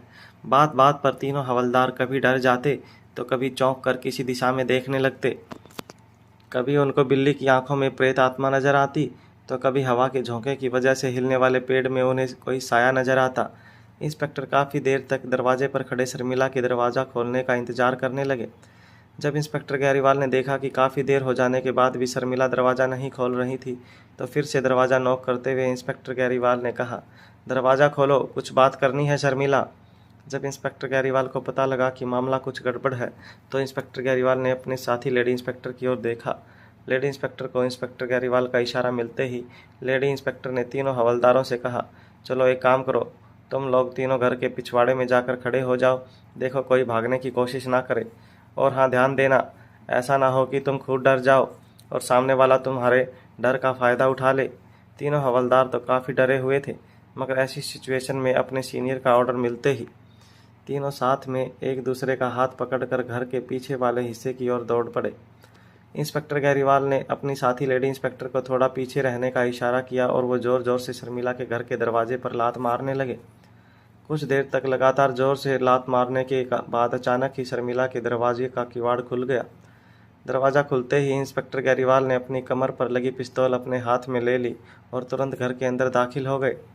घर में हर तरफ अंधेरा था, कहीं कोई रोशनी नहीं थी। इंस्पेक्टर गैरीवाल ज़ोर ज़ोर से शर्मिला को आवाज़ लगाते हुए कहने लगे, शर्मिला बाहर आ जाओ, देखो अगर तुम हमसे कुछ छुपाने की कोशिश कर रही हो तो अभी मौका है, सब कुछ सच सच बता दो, नहीं तो बाद में तुम्हें मौका नहीं दिया जाएगा और ना ही तुम्हारी बात सुनी जाएगी।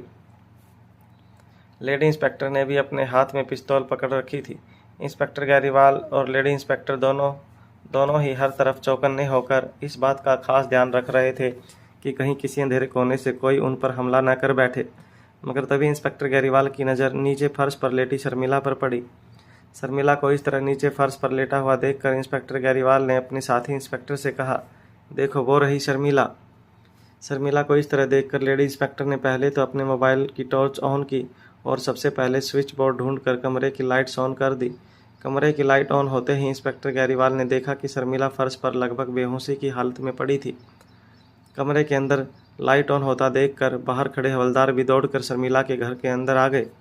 जब उन्होंने शर्मिला को इस तरह फर्श पर लेटा हुआ देखा तो तीनों हैरान होकर एक दूसरे को देखने लगे। एक हवलदार ने इंस्पेक्टर गैरीवाल से पूछा, साहब ये मर गई क्या? इंस्पेक्टर गैरीवाल ने अपने हाथ में पिस्तौल पकड़ रखी थी।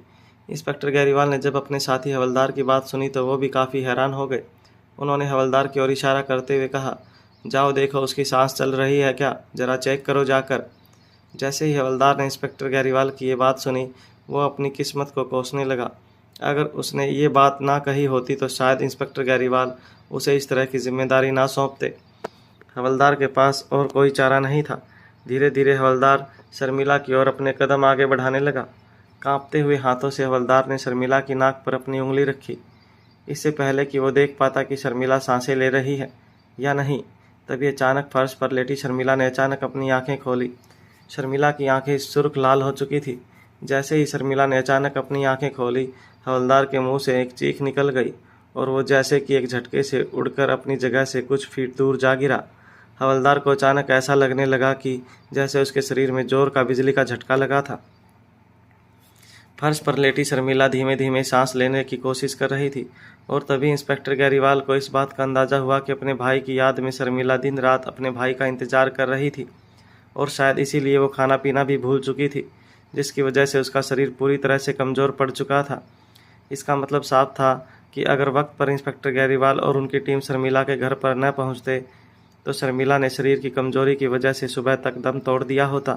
फर्श पर गिरी शर्मिला की लाल आंखें देखकर हवलदार ने इंस्पेक्टर गैरीवाल की ओर देखकर कहा, साहब मैंने कहा था ना आपसे, यहाँ पर भूत है भूत।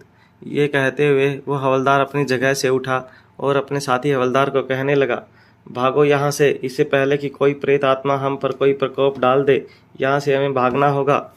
जैसे ही तीनों हवलदार कमरे से भागने की कोशिश करने लगे, इंस्पेक्टर गैरीवाल ने तीनों हवलदार की ओर अपनी बंदूक तानते हुए कहा, अरे बेवकूफ़ों, रुक जाओ, इससे पहले कि मेरा दिमाग घूम जाए और मैं इसी वक्त तुम तीनों को सस्पेंड कर दूं। इस लड़की को उठाओ और जीप में डालो। कमजोरी की वजह से वो बेहोश हो गई है।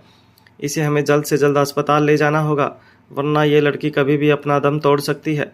और अगर इस लड़की ने दम तोड़ दिया तो इसके साथ कड़े कई राज भी हमेशा के लिए दफन हो जाएंगे। और अगर ऐसा हुआ तो रोहित मारवा हमारा जीना मुश्किल कर देगा। इसीलिए कहता हूँ, अगर चैन से जीना चाहते हो तो इस लड़की की जान बचानी बहुत ज़रूरी है। अपने सीनियर का ऑर्डर मिलते ही तीनों हवलदार फर्श पर लेटी शर्मिला के पास पहुंचे और बड़े ही ध्यान से शर्मिला को उठाकर घर से बाहर ले जाने लगे।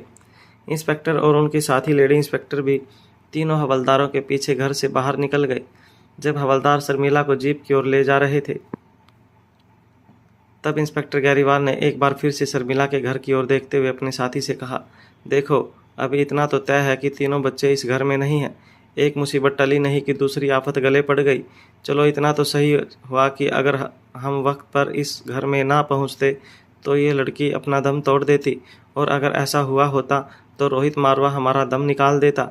जीप के पास पहुंचने के बाद इंस्पेक्टर गैरीवाल ने देखा कि जीप में जगह थोड़ी कम थी, इसलिए इंस्पेक्टर गैरीवाल ने अपनी साथी पुलिस ऑफिसर की ओर देखकर कहा, देखो, जीप में हम सब इस वक्त एक साथ हॉस्पिटल नहीं जा सकते। एक काम करो, इस लड़की के साथ एक औरत का होना बहुत ज़रूरी है, इसलिए तुम इस जीप में इस लड़की के साथ चली जाओ। अपने साथ 2 हवलदार ले जाओ। मैं राम सिंह के साथ यहीं रुकता हूँ। इसे हॉस्पिटल में दाखिल करने के बाद जीप वापस यहाँ भिजवा देना। मैं राम सिंह के साथ वापस आ जाऊँगा। राम सिंह वही हवलदार था जिसे भूतों से सबसे ज़्यादा डर लगता था, और भूत का नाम सुनते ही उसके हाथ पांव कांपने लगते थे। जैसे ही राम सिंह ने इंस्पेक्टर गैरीवाल की ये बात सुनी, कांपती हुई और अटकती हुई आवाज़ में वो इंस्पेक्टर गैरीवाल से कहने लगा, अरे साहब, एक काम कीजिए ना, ये मिंटू को यहाँ पर रख लीजिए, मैं अस्पताल चला जाता हूँ। राम सिंह की ये बात सुनते ही इंस्पेक्टर ने कहा, कोई ज़रूरत नहीं है, उन दोनों को जाने दो, मुझे यहाँ तुम्हारी ज़रूरत है। इंस्पेक्टर की फटकार सुनते ही बाकी 2 हवलदार जीप में बैठकर लेडी ऑफिसर और शर्मिला के साथ हॉस्पिटल के लिए रवाना हो गए। जीप के जाते ही राम सिंह का पूरा शरीर थर थर कांपने लगा। जीप की हेडलाइट में कम से कम पूरे इलाके में रोशनी थी, मगर जीप के जाने के बाद अचानक पूरा इलाका पूरी तरह से अंधेरे में लिपट गया। राम सिंह ने डरती हुई और अटकती हुई आवाज़ में इंस्पेक्टर गैरीवाल से पूछा, साहब, आपको यहाँ इस वक्त क्या काम है? तभी इंस्पेक्टर गैरीवाल ने बड़ी भारी और डरावनी आवाज़ में राम सिंह से कहा, हमें यहाँ कुछ भूतों को पकड़ना है। इंस्पेक्टर गैरीवाल की बात सुनकर उस हवलदार के होंठ कांपने लगे। हवलदार ने इंस्पेक्टर गैरीवाल की ओर देखकर कहा, सर, आप इस तरह से क्यों बोल रहे हैं और आपके कहने का मतलब क्या है? मैं कुछ समझ नहीं पाया। इतना पूछने के बाद हवलदार जवाब का इंतजार करने लगा, पर इंस्पेक्टर गैरीवाल खामोश खड़े थे। उनको इस तरह से चुप देखकर हवलदार को अजीब लगा। उसने फिर से पूछा, क्या हुआ सर, आप कुछ कह क्यों नहीं रहे हैं? इतना कहने के बाद हवलदार फिर से अपने साहब के बोलने का इंतजार करने लगा, पर इंस्पेक्टर गैरीवाल एकदम खामोश खड़े थे। उन्हें देखकर लग रहा था मानो वो हवलदार की बातें सुन रहे थे। ये बात हवलदार को अजीब लग रही थी। बहुत देर बाद भी इंस्पेक्टर गैरीवाल ने जब कुछ जवाब नहीं दिया तो हवलदार सोच में पड़ गया। तभी इंस्पेक्टर गैरीवाल ने जब हवलदार की ओर देखा तो इंस्पेक्टर गैरीवाल की आंखें ऊपर चढ़ चुकी थी, जिसे देखकर हवलदार के चेहरे पर घबराहट और भी ज़्यादा बढ़ गई। हवलदार का पूरा शरीर बिजली के झटके खाता हुआ तेजी से कांपने लगा। कुछ देर तक जब हवलदार का शरीर पूरी तरह से कांपने लगा तब अचानक ही इंस्पेक्टर गैरीवाल जोर जोर से हंसने लगे और तालियां बजाकर हवलदार की ओर देखने कर कहने लगे, अरे यार, तुम तो सचमुच बहुत डरपोक हो। देखो भाई, मेरी बात मानो, इस दुनिया में भूत प्रेत जैसी कोई चीज़ नहीं होती है, समझे।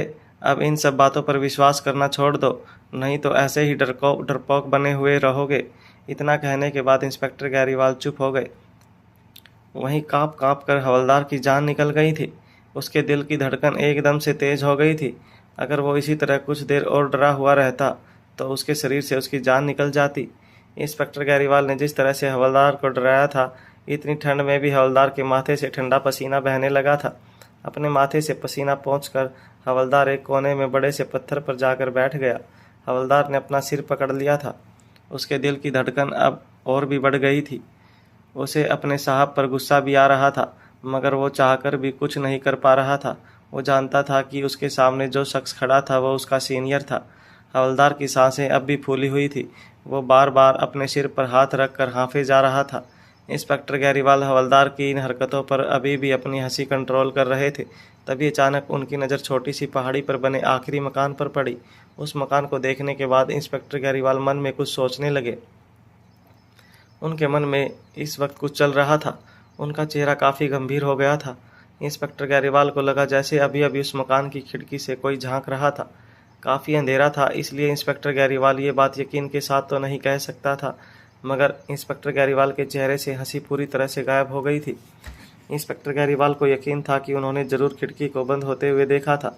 जिस बंगले पर इंस्पेक्टर गैरीवाल की नज़र पड़ी थी वो बंगला टेकरी पर सबसे ऊंचाई पर बना हुआ बंगला था। देखने में वो बंगला काफ़ी आलीशान और एक छोटे से राजमहल की तरह लग रहा था, मगर पूरे बंगले में अंधेरा छाया हुआ था, जिसे देखकर इंस्पेक्टर गैरीवाल इतना तो समझ गए थे कि ज़रूर बंगला बाकी बंगलों की तरह पूरी तरह से खाली था। किसी एनआरआई ने इन्वेस्टमेंट के तौर पर बंगला खरीद कर उसे एक वैकेशन हाउस बना दिया था। इंस्पेक्टर गैरीवाल जहां पर खड़े थे उस इलाके में ज़्यादातर बंगले एनआरआई लोगों ने एक इंडियन वैकेशन हाउस के तौर पर बनवाया था और साल 2 साल में एक बार वो अपने परिवार के साथ यहाँ आकर वक्त गुजारते थे। मगर धीरे धीरे समय बदलता गया। लोगों के पास पैसा तो बहुत था, लेकिन फैमिली के साथ वक्त गुजारने के लिए उनके पास वक्त नहीं था। इसलिए धीरे धीरे सारे के सारे बंगले वीरान होते चले गए।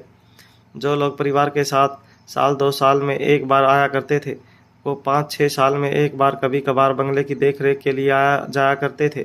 जब इंस्पेक्टर गैरीवाल को पक्का यकीन हुआ कि उन्होंने ज़रूर उस बंगले की पहली मंजिल की खिड़की पर किसी को देखा था, तब अचानक ही अपने साथी हवलदार की ओर जाकर उसकी पीठ पर चपत लगाते हुए कहा, राम सिंह, चलो, हमें उस बंगले की ओर जाना है। अब बहुत देर तक आराम कर लिया तुमने और हंसी मजाक भी बहुत हो गई, अब थोड़ा काम कर लेते हैं।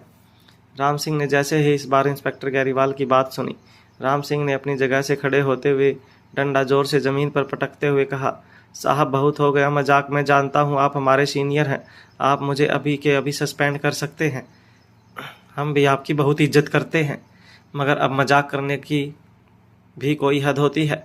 काफ़ी देर से आप हमारे साथ मजाक कर रहे हैं। इस मजाक में अगर मेरी जान निकल गई तो मेरे परिवार का क्या होगा, ये कभी सोचा है आपने? इतना कहने के बाद राम सिंह ने आगे कहा, एक तो इतनी सी तनख्वाह में हमने कोई पॉलिसी भी नहीं ले रखी है कि हमारे मरने के बाद हमारे परिवार के काम आए। मेरे मरने के बाद मुझे जो पेंशन मिलेगा उसमें तो बच्चों की स्कूल की फ़ीस भी नहीं। इससे पहले कि हवलदार राम सिंह आगे कुछ कह पाता, इंस्पेक्टर गैरीवाल ने राम सिंह के चेहरे पर अपना एक हाथ रखा और कहा, बक बक करना बंद करो और चलो मेरे साथ। ना चाहते हुए भी इंस्पेक्टर गैरीवाल ने उसका हाथ पकड़ लिया और उसे घसीटकर अपने साथ ले जाने लगे। जिस बंगले को इंस्पेक्टर गैरीवाल ने देखा था वो काफ़ी ऊंचाई पर था। इतनी ऊंचाई पर चढ़ने के लिए कुछ वक्त लग सकता था, मगर जैसे जैसे राम सिंह और इंस्पेक्टर गैरीवाल चढ़ाई चढ़ने लगे उनकी सांसें फूलने लगी। राम सिंह हमेशा बीड़ी पिया करता था, जिसकी वजह से उसकी सांसें इतनी ज़्यादा फूल गई कि उसने इंस्पेक्टर गैरीवाल का हाथ पकड़ते हुए कहा, अरे साहब, इतनी ऊंचाई पर हम नहीं चढ़ पा रहे हैं। तो आपको क्या लगता है कि किडनैपर की शामत आई है कि 3 बच्चों को लेकर इतनी ऊंचाई पर चढ़ेगा? आसपास में कहीं कोई गाड़ी भी तो नजर नहीं आ रही। राम सिंह ये बात सुनने के बाद इंस्पेक्टर गैरीवाल ने राम सिंह की ओर देखकर हाँफती हुई आवाज में कहा, राम सिंह, तुम सच में बड़े बेवकूफ़ हो, तुम्हें पुलिस में नहीं होना चाहिए था। ये कहते हुए इंस्पेक्टर गैरीवाल राम सिंह को खींचकर टेकरी पर ऊपर की ओर बढ़ने लगे। बंगले के पास पहुंचते ही इंस्पेक्टर गैरीवाल ने तेज सांसें लेते हुए बंगले के मेटल डोर को धीरे से खोला। अपनी कमर के पट्टे से बंदूक निकालते हुए इंस्पेक्टर गैरीवाल बंगले के अंदर दाखिल हुए। इंस्पेक्टर गैरीवाल को यकीन था कि उन्होंने फर्स्ट फ्लोर पर खिड़की से किसी को जागते हुए देखा था। वहीं राम सिंह गेट के दरवाजे को पकड़कर तेज सांसें लेने लगा। राम सिंह ने हाँफते हुए आवाज में इंस्पेक्टर गैरीवाल से कहा, साहब, अब हमसे इससे आगे नहीं चला जाएगा। चाहे हमें यहाँ पर भूत ही खा जाए, मगर मैं इससे आगे एक कदम नहीं बढ़ने वाला हूँ।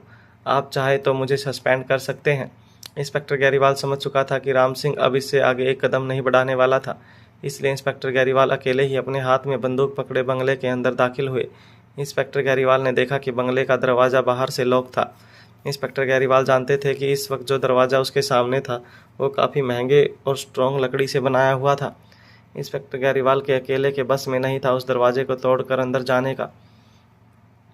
इंस्पेक्टर ये भी जानते थे कि अगर बिना किसी सबूत के वो किसी घर के अंदर इस तरह से घुसपैठ करते हैं और अगर घर का मालिक उनके खिलाफ कंप्लेंट करता है तो वो मुसीबत में पड़ सकते थे। इसलिए इंस्पेक्टर गैरीवाल धीरे धीरे घर के चारों तरफ जाकर ये देखने की कोशिश करने लगे कि घर के अंदर जाने का कोई और रास्ता था भी या नहीं। जब इंस्पेक्टर गैरीवाल घर के पिछवाड़े में पहुंचे तब उन्हें रसोई घर के ठीक बगल में एक दरवाज़ा खुला मिला। उस दरवाजे को देखते ही इंस्पेक्टर गैरीवाल काफ़ी अलर्ट हो गए। उन्होंने अपनी बंदूक दरवाजे की ओर तान दी और धीरे धीरे दरवाजे की ओर चलने लगे। इंस्पेक्टर गैरीवाल जानते थे कि अगर उनका शक सही था और उन्होंने सचमुच फर्स्ट फ्लोर पर किसी को खिड़की से झांकते हुए देखा था तो हो ना हो वो इंसान अंधेरे की आड़ में इस बंगले में छुपा बैठा था। अक्सर ऐसे लोग खतरनाक मुजरिम होते थे और हो सकता था कि जो मुजरिम इस वक्त अंधेरे की आड़ में उस बंगले में रुका था वही रोहित मारवा के बच्चों का किडनैपर हो या फिर कोई और संगीन अपराधी। इंस्पेक्टर गैरीवाल जैसे ही उस रसोई के बगल में लगे दरवाजे के पास पहुंचे उन्होंने देखा कि आसपास कहीं पैरों के निशान तो नहीं नजर आ रहे थे। फर्श पर काफ़ी ओस जमी हुई थी जिसकी वजह से अगर कोई अभी अभी कुछ देर पहले उस दरवाजे से निकलकर बाहर की ओर भागा होगा तो ज़रूर उसके पैरों के निशान उस फर्श पर मिलते, मगर फर्श पर किसी के पैरों के निशान दिखाई नहीं दे रहे थे। इंस्पेक्टर गैरीवाल को जब यकीन हो गया कि घर से बाहर कोई नहीं भागा था तब इंस्पेक्टर गैरीवाल घर के अंदर धीरे से दाखिल हुए। चारों तरफ काफ़ी अंधेरा छाया हुआ था। घर के अंदर दाखिल होते ही इंस्पेक्टर गैरीवाल को ऊपर जाती हुई सीढ़ियाँ दिखी, मगर सीढ़ियों पर चढ़ने से पहले एक बार इंस्पेक्टर गैरीवाल देख लेना चाहते थे कि कहीं ग्राउंड फ्लोर पर तो कोई छुपा हुआ नहीं बैठा था। एक तरफ इंस्पेक्टर अपना हर कदम सोच समझ कर बढ़ा रहे थे तो वहीं दूसरी तरफ हवलदार राम सिंह अब तक हांफे जा रहा था। वो पूरी तरह से थक चुका था और अब उस ऊंचाई से नीचे दिख रहे छोटे मकानों की ओर देख रहा था। हल्की हल्की रोशनी में वो मकान खिलौने की तरह दिखाई दे रहे थे, पर इस वक्त राम सिंह मन ही मन झल्ला गया था। उसे अपने इंस्पेक्टर गैरीवाल पर गुस्सा आ रहा था। राम सिंह को लग रहा था कि वो बेकार में ही इतनी ऊंचाई पर आया था। इसी बीच राम सिंह को एक अजीब सी आवाज़ सुनाई दी। ये आवाज़ किसी कीड़े मकोड़े की थी। इस आवाज़ को सुनकर राम सिंह घबरा गया और इंस्पेक्टर गैरीवाल को आवाज़ देने की कोशिश करने लगा, पर तभी उसे ख्याल आया कि अगर उसने इंस्पेक्टर को आवाज़ लगाई तो इस बार इंस्पेक्टर गैरीवाल उसे छोड़ेगा नहीं, वो उसे गोली मार देगा। इस कारण से राम सिंह खुद को ही समझाने लगा। वो वहीं दरवाजे का सहारा लेते हुए टिक कर खड़ा हो गया और मन ही मन सोचने लगा कि आखिर इंस्पेक्टर गैरीवाल यहाँ क्यों आए थे, उन्हें किस पर शक था। इधर दूसरी तरफ अब तक इंस्पेक्टर गैरीवाल को एक बात तो पता चल चुकी थी कि अगर इस तरह से घर के किचन का पिछला दरवाज़ा खुला था इसका मतलब साफ था कि घर के अंदर ज़रूर कोई मौजूद था। जब इंस्पेक्टर गैरीवाल को यकीन हो गया कि ग्राउंड फ्लोर पर कोई मौजूद नहीं था तब वो धीरे धीरे अपने कदम फर्स्ट फ्लोर की ओर आगे बढ़ाने लगे। काफ़ी अंधेरा होने की वजह से कि इंस्पेक्टर गैरीवाल ने अपनी जेब से अपना मोबाइल निकाला और मोबाइल की टॉर्च ऑन कर दी। इंस्पेक्टर गैरीवाल जानते थे कि टॉर्च ऑन करने से घर के अंदर छुपे हुए दुश्मन को इंस्पेक्टर गैरीवाल की पोजीशन के बारे में अच्छी तरह से पता चल जाएगा, मगर इंस्पेक्टर गैरीवाल के पास इस वक्त और कोई चारा नहीं था। वैसे भी घर के अंदर जो कोई भी छुपा बैठा था वो पहले से ही एडवांटेज पॉइंट पर था और उसकी नज़रें इंस्पेक्टर गैरीवाल पर टिकी हुई होंगी। ये बात तो पक्की थी, मगर कम से कम मोबाइल टॉर्च की रोशनी में इंस्पेक्टर गैरीवाल को दुश्मन की हरकत का कुछ अंदाजा हो सकता था। धीरे धीरे मोबाइल की रोशनी में इंस्पेक्टर गैरीवाल फर्स्ट फ्लोर तक पहुंचे। इंस्पेक्टर गैरीवाल ने देखा कि कॉरिडोर की रेलिंग के ठीक सामने वाला दरवाज़ा पूरी तरह से खुला था और हवा के झोंकों की वजह से बारी बारी से वो दरवाज़ा दीवार से टकरा रहा था।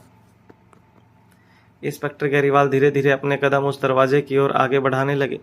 इंस्पेक्टर गैरीवाल महसूस कर पा रहे थे कि उस कमरे के अंदर जरूर कोई इंसान मौजूद था। इंस्पेक्टर गैरीवाल ने अपनी बंदूक कसकर हाथ में पकड़ ली और अपनी उंगली ट्रिगर पर रख ली। इंस्पेक्टर गैरीवाल ने धीरे से आवाज़ लगाते हुए कहा, कौन है वहाँ पर? मैं पूछता हूँ, कौन है वहाँ? पर जब कोई आवाज़ नहीं आई तो इंस्पेक्टर गैरीवाल धीरे धीरे अपने कदम कमरे के नज़दीक ले जाने लगे। इंस्पेक्टर गैरीवाल ने अपनी गन अनलॉक कर रखी थी और उंगली सीधे ट्रिगर पर मजबूती से पकड़ रखी थी। जैसे ही इंस्पेक्टर गैरीवाल उस कमरे के पास आए, इंस्पेक्टर गैरीवाल को महसूस हुआ कि बिस्तर पर कोई सो रहा था। मगर उससे पहले कि इंस्पेक्टर गैरीवाल की नज़रें बिस्तर पर पड़े, इंस्पेक्टर गैरीवाल के ऊपर किसी ने जोर से हमला किया।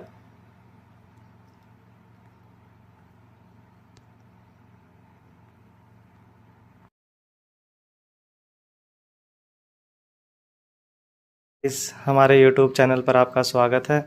अगर आपको वीडियोस पसंद आ रही हैं तो प्लीज़ लाइक करें, कमेंट करें और शेयर करें। अगर आपने चैनल को सब्सक्राइब नहीं किया है तो प्लीज़ चैनल को सब्सक्राइब करें। रोहित की कार तेज़ी से मनाली से दिल्ली की ओर जाने वाले हाईवे पर दौड़ रही थी। रोहित ये तो नहीं जानता था कि बच्चों ने अचानक ऐसा कदम क्यों उठाया था।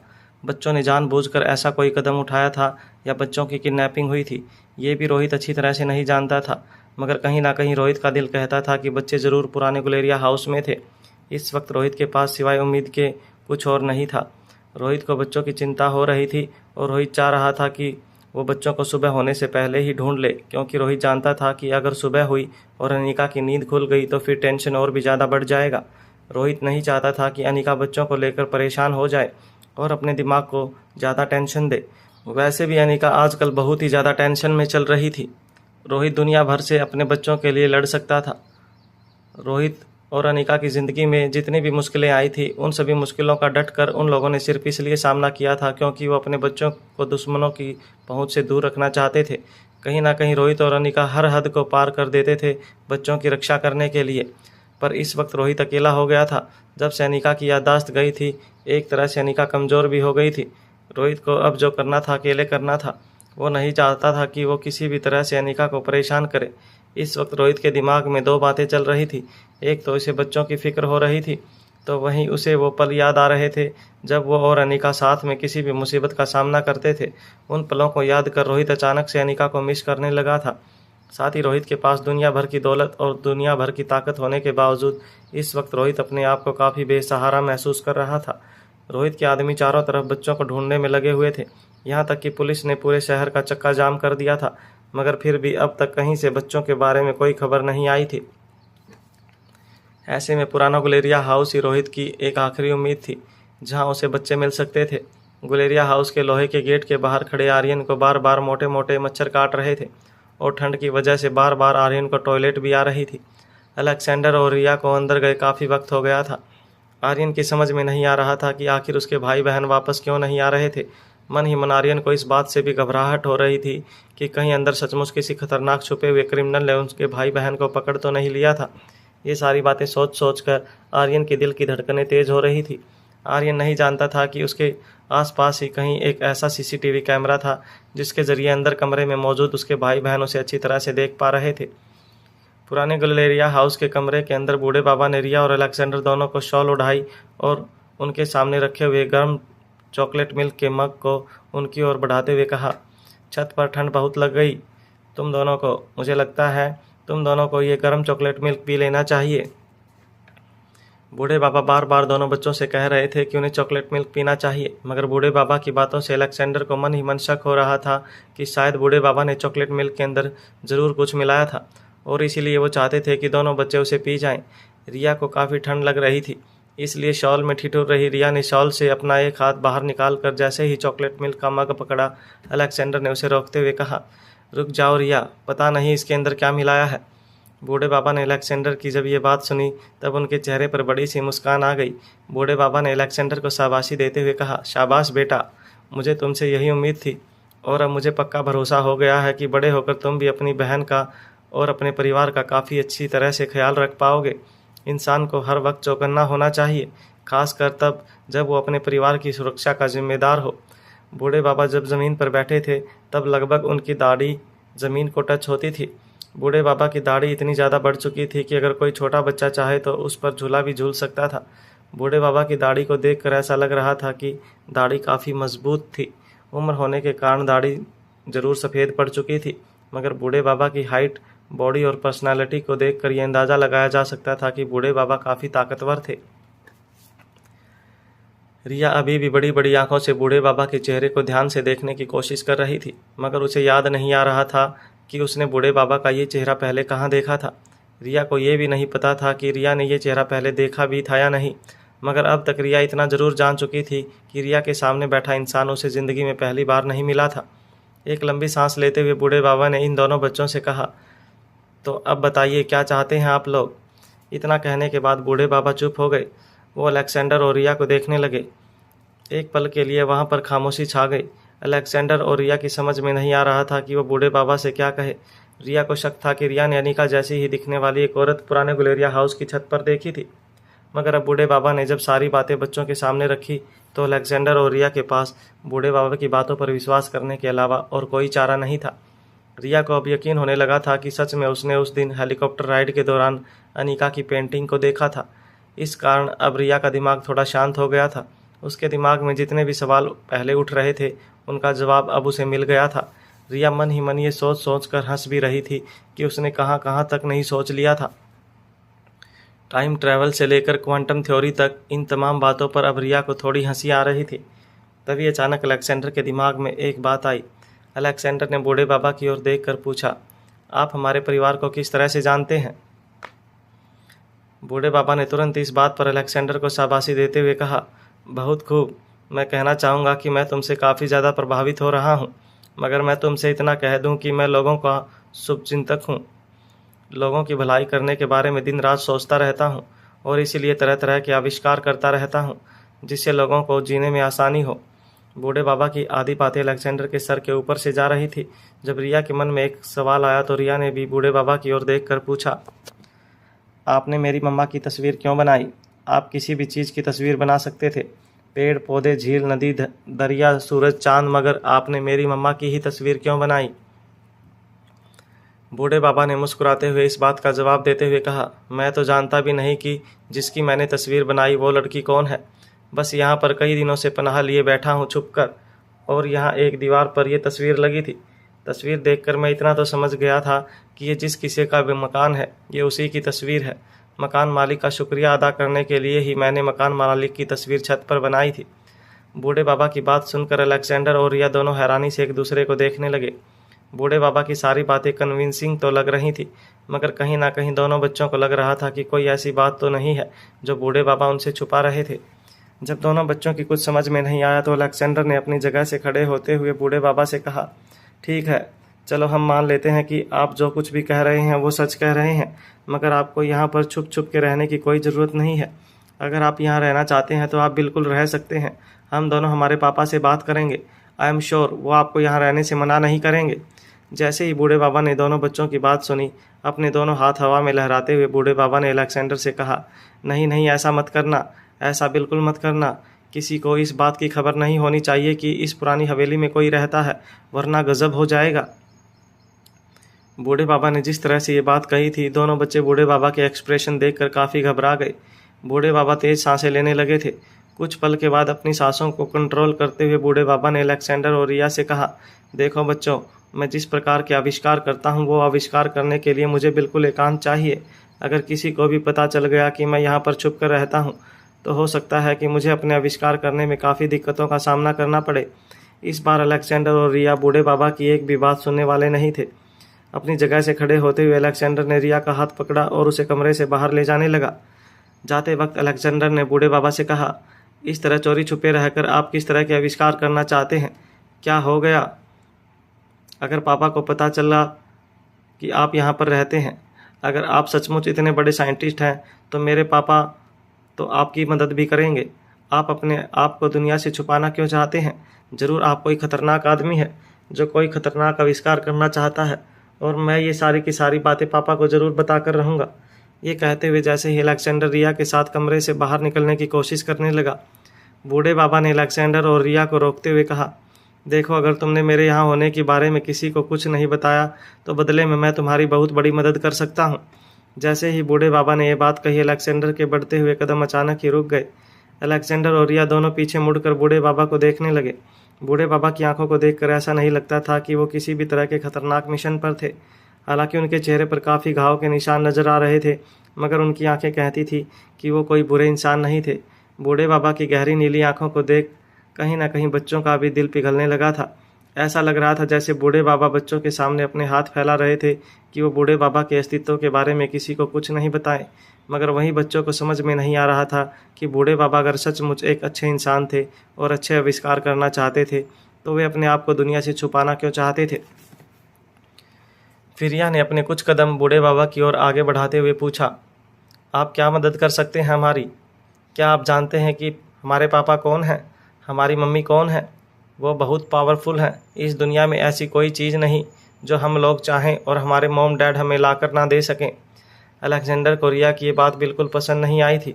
अलेक्जेंडर अच्छी तरह से जानता था कि रिया जो भी कह रही थी वो सब सच था, मगर इस तरह अपने पेरेंट्स के पावर पर घमंड करना अच्छी बात नहीं थी।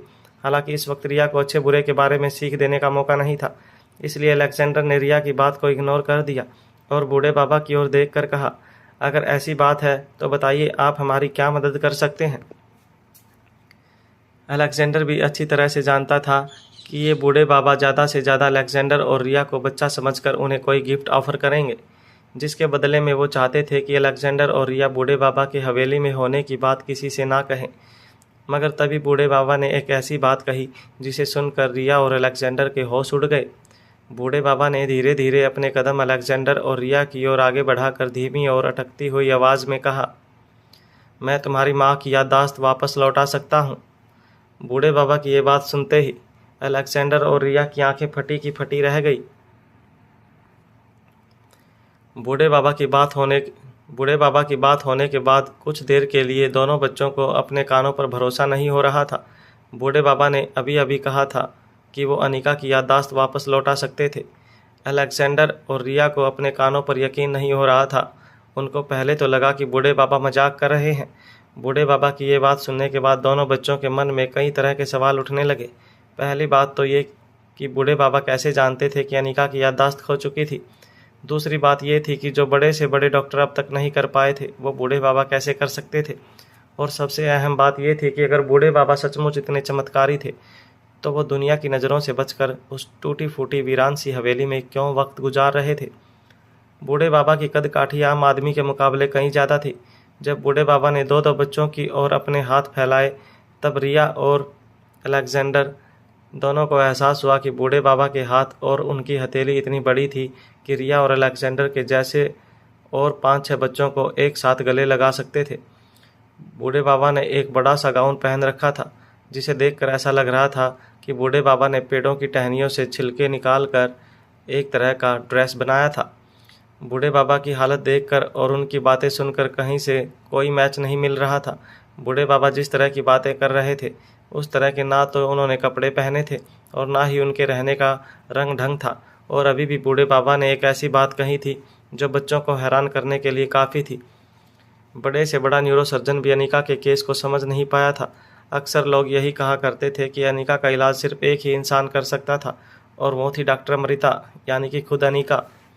जब बच्चों ने इतने दिनों में पहली बार किसी को ये कहते हुए सुना कि वो उनकी माँ की याददाश्त वापस लौटा सकते थे तो अचानक ही बच्चों की आंखों में चमक आ गई।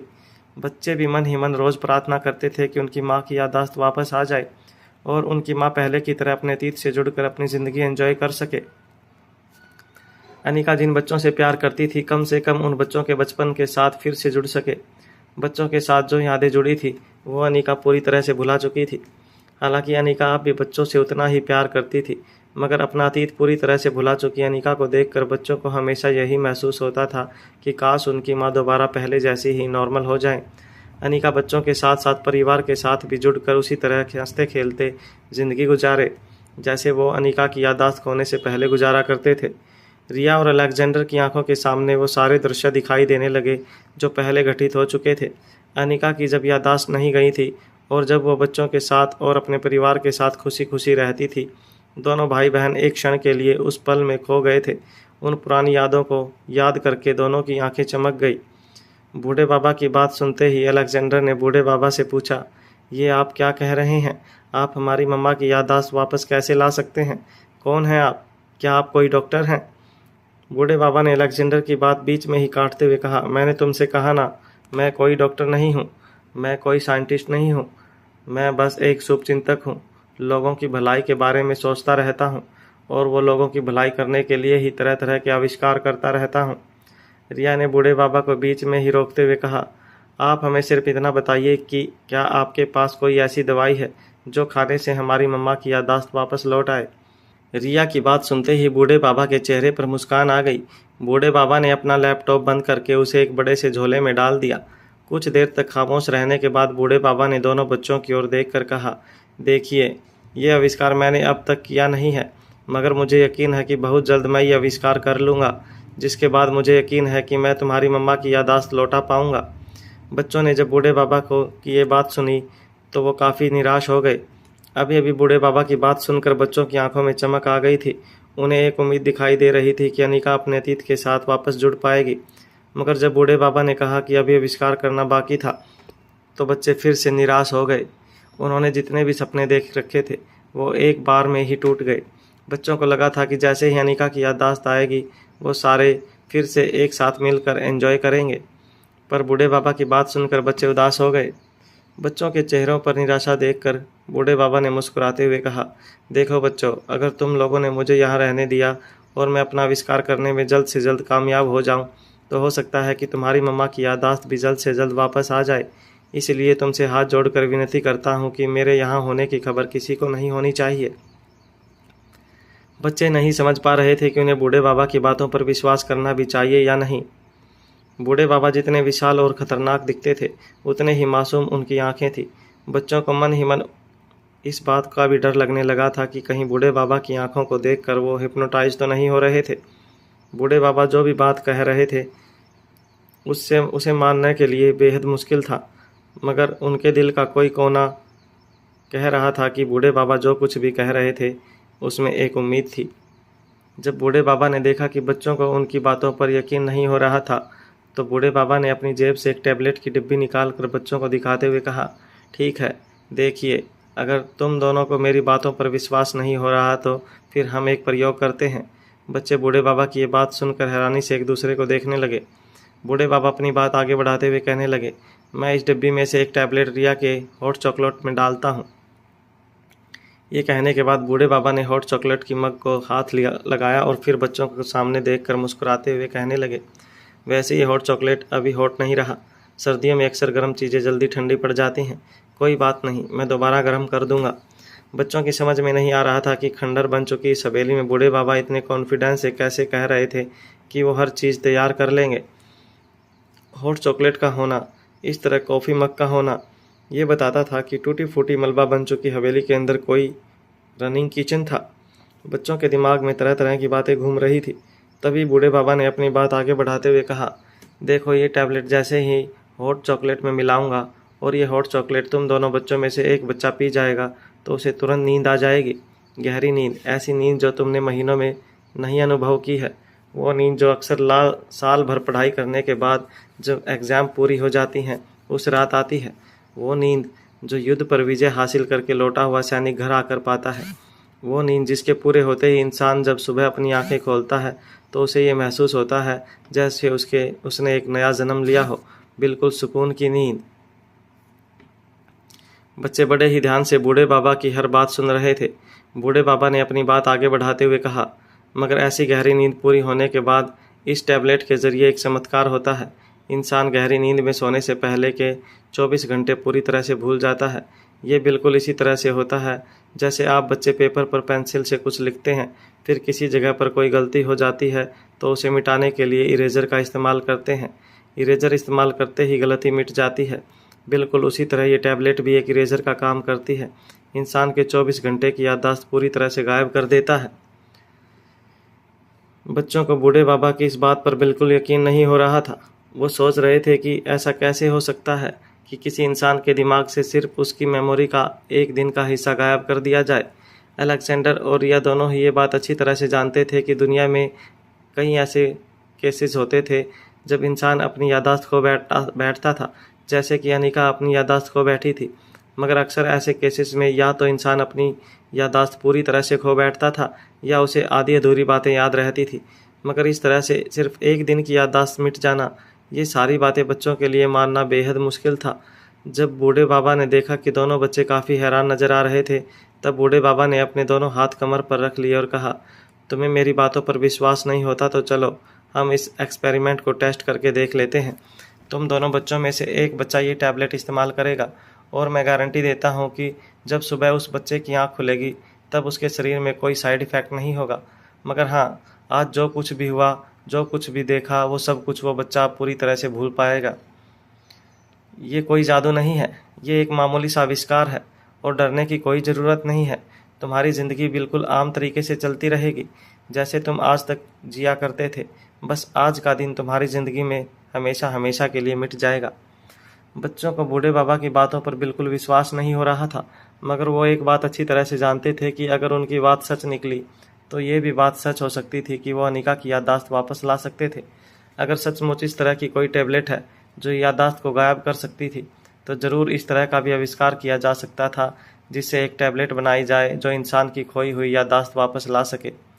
कुछ देर तक मन ही मन सोचने के बाद अलेक्जेंडर ने बूढ़े बाबा की ओर देखा और कहा, एक मिनट, अभी अभी आपने कहा कि टैबलेट खाने से एक दिन की याददाश्त चली जाएगी और आज के दिन में हमने क्या देखा, क्या क्या महसूस किया, वो सब कुछ हम भूल जाएंगे। तो क्या कोई ऐसी टैबलेट भी है जिसे खाने के बाद हम हमारी भूली हुई याददाश्त को वापस पा सकें? अलेक्जेंडर का सवाल सुनते ही बूढ़े बाबा ने अपनी आंखें बड़ी कर ली। जैसे ही बूढ़े बाबा ने अपनी आंखें बड़ी की, उनकी आईब्रोज उनके माथे से होते हुए उनके सिर के बालों तक चली गई। बूढ़े बाबा का चेहरा काफ़ी अजीब था, मगर फिर भी रिया को बार बार बूढ़े बाबा का चेहरा देखकर लगता था कि जैसे रिया ने वो चेहरा पहले कभी देखा था। गहरी सोच में डूबे हुए अलेक्जेंडर ने रिया की ओर देखकर कहा, मुझे लगता है हम दोनों को इस बारे में बात करनी चाहिए। रिया को यकीन नहीं हो रहा था कि उसका भाई जो हर छोटी से छोटी बात पर लोगों पर शक किया करता था, आज वो सचमुच बूढ़े बाबा की बातों में आकर उनकी एक्सपेरिमेंट को अपनाना चाहता था। अपनी बहन को ये कहने के बाद अलेक्जेंडर बूढ़े बाबा की ओर देखने लगा। जैसे ही बूढ़े बाबा ने अलेक्जेंडर के चेहरे के एक्सप्रेशंस देखे, तब बूढ़े बाबा ने अपने दोनों हाथ हवा में लहराते हुए कहा, अरे नहीं नहीं, आराम से, आप दोनों आपस में सलाह मशवरा कर लीजिए, तब तक मैं ये हॉट चॉकलेट दोबारा गर्म करके लाता हूँ। ये कहने के बाद बूढ़े बाबा ट्रे उठाकर कमरे से बाहर चले गए। कमरे के बाहर जाते ही बूढ़े बाबा ने दरवाज़ा पकड़कर अलेक्जेंडर और रिया की ओर देखकर कहा, बुरा मत मानना मेरे नन्हे दोस्तों, मगर जब तक आप एक दूसरे के साथ सलाह मशवरा कर लेते हो, मुझे ये दरवाज़ा बंद रखना पड़ेगा। ये कहते हुए बूढ़े बाबा ने दरवाज़ा बंद कर दिया। अलेक्जेंडर और रिया को अब ये सोचना था कि क्या वो बूढ़े बाबा की कही हुई बातों पर विश्वास करेंगे। जो गोली बूढ़े बाबा ने बनाई थी, क्या वो उसे इस्तेमाल करेंगे? और अगर इस्तेमाल करना भी था तो रिया और अलेक्जेंडर में से कौन उस गोली को खाएगा? ऐसे तरह तरह के सवाल अलेक्जेंडर और रिया के मन में चल रहे थे। हमारे YouTube चैनल पर आपका स्वागत है। अगर आपको वीडियोस पसंद आ रही है तो प्लीज़ लाइक करें, कमेंट करें और शेयर करें। अगर आपने चैनल को अभी तक सब्सक्राइब नहीं किया है तो प्लीज़ चैनल को सब्सक्राइब करें। बूढ़े बाबा जैसे ही कमरे का दरवाज़ा बंद करके बाहर चले गए, तब रिया और अलेक्जेंडर एक दूसरे को देखने लगे। ऐसा लग रहा था दोनों आंखों ही आंखों में एक दूसरे को पूछ रहे थे कि उन्हें क्या करना चाहिए। कुछ देर खामोशी के बाद रिया ने अलेक्जेंडर से कहा, क्या लगता है तुम्हें अलेक्जेंडर, क्या हमें इनकी बात माननी चाहिए? क्या सचमुच ये हमारी मम्मा की याददाश्त लौटा सकते हैं? रिया की बात सुनकर अलेक्जेंडर गहरी सोच में डूब गया। उसे समझ नहीं आ रहा था कि वो क्या करे। रिया उससे ये सवाल इसलिए कर रही थी क्योंकि अलेक्जेंडर बड़ा था और रिया को लगता था कि उसे एक बार अलेक्जेंडर से बात करनी चाहिए। पर अलेक्जेंडर अब सोच में पड़ गया था कि आखिर वो क्या जवाब दे। उसे खुद कुछ समझ नहीं आ रहा था। इस वक्त अलेक्जेंडर आर्यन को बहुत याद कर रहा था। अलेक्जेंडर जब भी कभी कंफ्यूज होता था या उसे कुछ सवाल जवाब करने होते थे तो वो आर्यन के साथ ही किया करता था। इस वक्त अलेक्जेंडर बुरी तरह से कंफ्यूज हो गया था। इस कारण से वो चाहता था कि वो अपने मन की बात किसी से कहे। रिया अलेक्जेंडर को एक उम्मीद से देख रही थी। उसे यही लग रहा था कि अलेक्जेंडर उसे कुछ बताएगा, पर रिया को नहीं पता था कि अलेक्जेंडर खुद कन्फ्यूज था। अलेक्जेंडर ने जवाब देते हुए कहा, मेरी कुछ समझ में नहीं आ रहा है, ये आदमी कितना अजीब है। मेरा मतलब है ये आम इंसान से काफ़ी ज़्यादा बड़े लगते हैं मुझे। वैसे रिया, तुमने उनके हाथों को नोटिस किया? इतने लंबे हाथ और उनकी हथेली कितनी बड़ी थी, और उनका चेहरा भी काफ़ी ज़्यादा अजीब लग रहा था। मुझे तो शक है कि ये कोई आम आदमी नहीं है। अपने भाई अलेक्जेंडर की बात सुनकर रिया ने कुछ सोचकर कहा, हाँ, मुझे भी उन्हें देखकर काफ़ी अजीब लग रहा है, मगर पता नहीं क्यों अलेक्जेंडर, मुझे लगता है कि जैसे मैं इनसे पहले भी मिल चुकी हूँ। मैंने उनके साथ बातें की हैं, मैं जानती हूँ इन्हें। रिया की बात सुन अलेक्जेंडर बुरी तरह से हैरान हो गया। रिया ठीक से अलेक्जेंडर को समझा नहीं पा रही थी, मगर रिया के चेहरे के एक्सप्रेशन को देखकर अलेक्जेंडर समझ गया था कि रिया अपने दिमाग पर जोर डालकर ये पता करने की कोशिश कर रही थी कि रिया ने बूढ़े बाबा को पहले कहाँ देखा था। अलेक्जेंडर ने रिया के कंधे पर हाथ रखते हुए कहा, देखो रिया, हमारे पास वक्त बहुत कम है। वो आदमी दोबारा वापस लौट आए उससे पहले हमें डिसाइड करना होगा कि हम क्या करना चाहते हैं, क्योंकि एक बार वो आ गया तो फिर हमें मौका नहीं मिलेगा। अलेक्जेंडर की बात सुनते ही रिया ने हड़बड़ाते हुए कहा, तो ऐसा करते हैं कि हम अभी यहाँ से निकल जाते हैं, और फिर दोबारा जब आएंगे तब हम इन्हें बता देंगे। उस वक्त पापा के गार्ड्स भी हमारे साथ।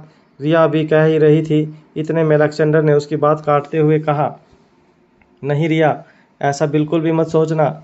ऐसे भी तो हो सकता है कि हम जैसे ही यहाँ वापस आए वो बूढ़ा आदमी यहाँ से भाग जाए, या ऐसा भी हो जाए कि जब तक हम यहाँ दोबारा लौट कर आएँ तो हमें यहाँ कुछ मिले ही नहीं। ये सारी बातें सुनकर रिया भी बड़ी बड़ी आंखों से अपने भाई को देखने लगी। रिया की समझ में कुछ नहीं आ रहा था। तभी अलेक्जेंडर ने रिया की पीठ थपथपाते हुए कहा, मुझे लगता है कि मम्मा के लिए हमें इतना रिस्क तो लेना चाहिए। अगर इस आदमी की बात सच निकली तो हो सकता है कि उनके आविष्कार वाली बात भी सच हो। अगर सचमुच उनके पास कोई ऐसी टैबलेट है जो इंसान की एक दिन की याददाश्त मिटा सकती है, तो ज़रूर उनके पास ऐसी कोई टैबलेट बनाने का तरीका भी होगा जो इंसान की खोई हुई याददाश्त को वापस लौटा सके। रिया को ये सारी बातें कॉम्प्लिकेटेड लग रही थी। उसे समझ नहीं आ रहा था कि उसे क्या करना चाहिए। रिया ने अलेक्जेंडर से कहा, मगर ये भी तो हो सकता है कि वो टैबलेट ख़तरनाक हो। उसे खाने के बाद अगर हमें कुछ। इससे पहले कि रिया अपनी बात पूरी करती, अलेक्जेंडर ने रिया की बात को बीच में काटते हुए कहा, हमें नहीं, मुझे जो कुछ भी होगा वो मुझे होगा, क्योंकि वो टैबलेट तुम नहीं, मैं खाऊंगा। जैसे ही रिया ने अलेक्जेंडर की ये बात सुनी, रिया के चेहरे पर काफ़ी ज़्यादा गुस्सा आ गया। रिया ने अपने दोनों हाथ अपनी कमर पर रखते हुए अलेक्जेंडर से कहा, बिल्कुल नहीं, तुम क्यों खाओगे टैबलेट, और मैंने तुम लोगों को इस मुश्किल में डाला है, इसलिए वो टैबलेट मैं खाऊंगी। अगर कुछ भी होना होगा तो मुझे होगा, क्योंकि मेरी वजह से ही तुम और आर्यन इस मुसीबत में फंसे हो। रिया के दोनों कंधों पर हाथ रखते हुए अलेक्जेंडर ने रिया को समझाते हुए कहा, देखो रिया, तुम्हारी वजह से कुछ नहीं हुआ, तुम अपने आप को दोष मत दो। दरअसल मैं आज तुम्हें एक बात कन्फेस करना चाहता हूँ। मैंने और आर्यन ने तो ये भी तय कर लिया था कि तुम्हें कोई बीमारी हो गई है। हम तुम्हें साइकेट्रिस्ट के पास ले जाना चाहते थे। हमने सोचा कि वर्चुअल गेमिंग खेल खेल कर तुम रियल और वर्चुअल वर्ल्ड के बीच का फ़र्क भूल गई हो, और इसलिए तुम्हें एक ही जगह दो दो मम्मा दिख रही थी। अच्छा हुआ तुम हमें यहाँ ले आई, तो मुझे पता चला कि तुम सही थी और हम गलत थे। I am really very sorry Riya, हमने तुम्हें गलत समझा, तुम्हारी बातों पर यकीन नहीं किया। कहीं ना कहीं रिया भी अच्छी तरह से जानती थी कि उसके भाई उसके बारे में क्या सोच रहे थे। रिया ने गहरी सांस लेते हुए अलेक्जेंडर से कहा, देखो, मुझे अच्छी तरह से पता है कि तुम दोनों मुझसे बेहद प्यार करते हो। मैं भी तुम दोनों को बहुत प्यार करती हूँ, मगर मेरी बात मानो अलेक्जेंडर, ये टैबलेट मुझे खाने दो। रिया ने अभी अपनी बात पूरी नहीं की थी कि अलेक्जेंडर अपनी आवाज़ ऊंची करके रिया को कुछ कहना ही चाहता था, मगर रिया ने उसे शांत करते हुए कहा, ज़रा ठंडे दिमाग से सोच लो अलेक्जेंडर, अगर तुमने वो टैबलेट खाई और तुम गहरी नींद में सो गए तो मैं अकेली इतनी शक्तिशाली आदमी का मुकाबला नहीं कर पाऊंगी। अगर ये आदमी खतरनाक निकला तो हो सकता है कि मुझे तुम्हें और आर्यन को किडनैप करके यहाँ से कहीं दूर ले जाए। इसलिए मैं तुमसे कह रही हूँ कि टैबलेट मुझे खाने दो। कम से कम तुम और आर्यन इस आदमी का मुकाबला तो कर पाओगे। जैसे ही रिया ने यह बात कही, अलेक्जेंडर की आंखें खुली की खुली रह गई। अलेक्जेंडर ने इस एंगल से तो सोचा ही नहीं था। हालांकि टैबलेट खाने का रिस्क रिया उठा रही थी, मगर रिया एक बात भी सही थी कि अगर वो अनजान आदमी खतरनाक निकला तो रिया उसका मुकाबला नहीं कर पाएगी। अलेक्जेंडर अपने आप को आर्यन और रिया का बड़ा भाई समझता था, और आर्यन और रिया की सेफ्टी भी वो अपनी जिम्मेदारी समझता था। उसे मन ही मन इस बात की खुशी भी हो रही थी कि उसकी बहन अलेक्जेंडर को किसी ताकतवर दुश्मन से लड़ने के काबिल समझती थी। अलेक्जेंडर और रिया दोनों ही इस गहरी सोच में डूबे थे कि आखिर टैबलेट कौन खाएगा और कौन एक्सपेरिमेंट के लिए अपने आप को खतरे में डालेगा। वहीं गेट पर खड़ा आर्यन ये सोच रहा था कि उसके भाई बहन अब तक बाहर क्यों नहीं आए। आर्यन ने कूद कूद कर दीवार फांदने की कोशिश की। लोहे की सलाखों के बीच से जाकर आर्यन ये भी देखने की कोशिश कर रहा था कि कहीं पुरानी हवेली के अंदर किसी तरह की कोई हरकत दिखाई दे रही है या नहीं। आर्यन की समझ में नहीं आ रहा था कि उसे क्या करना चाहिए। ना तो वो अंदर जा सकता था और ना ही वो किसी तरह से अपने भाई बहन को कांटेक्ट कर सकता था। इमरजेंसी के लिए आर्यन ने अपना फ़ोन अपने पास ज़रूर रखा था, मगर रिया और अलेक्जेंडर दोनों ने अपना फ़ोन होटल में ही छोड़ दिया था। आर्यन को बार बार रोहित का कॉल आ रहा था, जिसे वो अवॉइड कर रहा था, और आर्यन के दिल की धड़कनें काफ़ी ज़्यादा तेज़ हो गई थी। अंधेरे जंगल में उसे घबराहट के साथ ठंड भी बहुत ज़्यादा महसूस हो रही थी। तभी अचानक आर्यन को जंगल की झाड़ियों से कुछ टॉर्च की रोशनी दिखाई देने लगी। जब आर्यन ने मुड़कर देखा तो हैरान रह गया। उसे 5 टॉर्च की लाइट अपनी तरफ आती हुई नजर आ रही थी। जब आर्यन ने गौर से आवाज़ सुनने की कोशिश की तब उसे एहसास हुआ कि कुछ लोग बड़बड़ाते हुए गुलेरिया हाउस के बंगले की ओर आ रहे थे।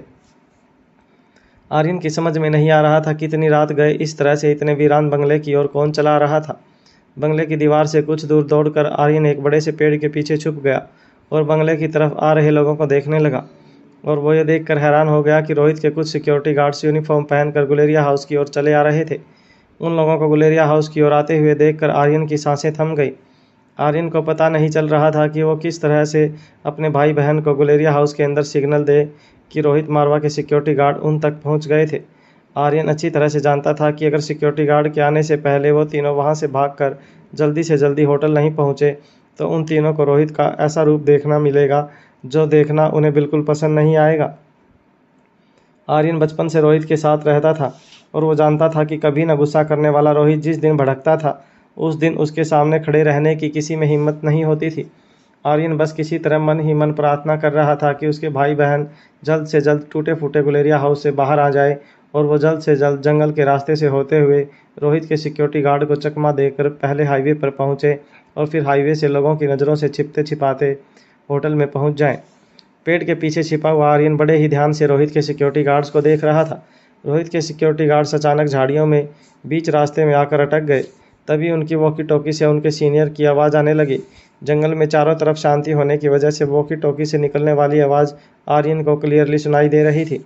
उस सीनियर ने अपने आदमियों से कहा, सर पुराने गुलेरिया हाउस के पास अभी पहुंच रहे हैं, सारे सिक्योरिटी फोर्सेज को हाई अलर्ट पर रहना है। जैसे ही उस सीनियर की बात आर्यन के कानों पर पड़ी, आर्यन के रोंगटे खड़े हो गए। रोहित खुद गुलेरिया हाउस की ओर आ रहा था।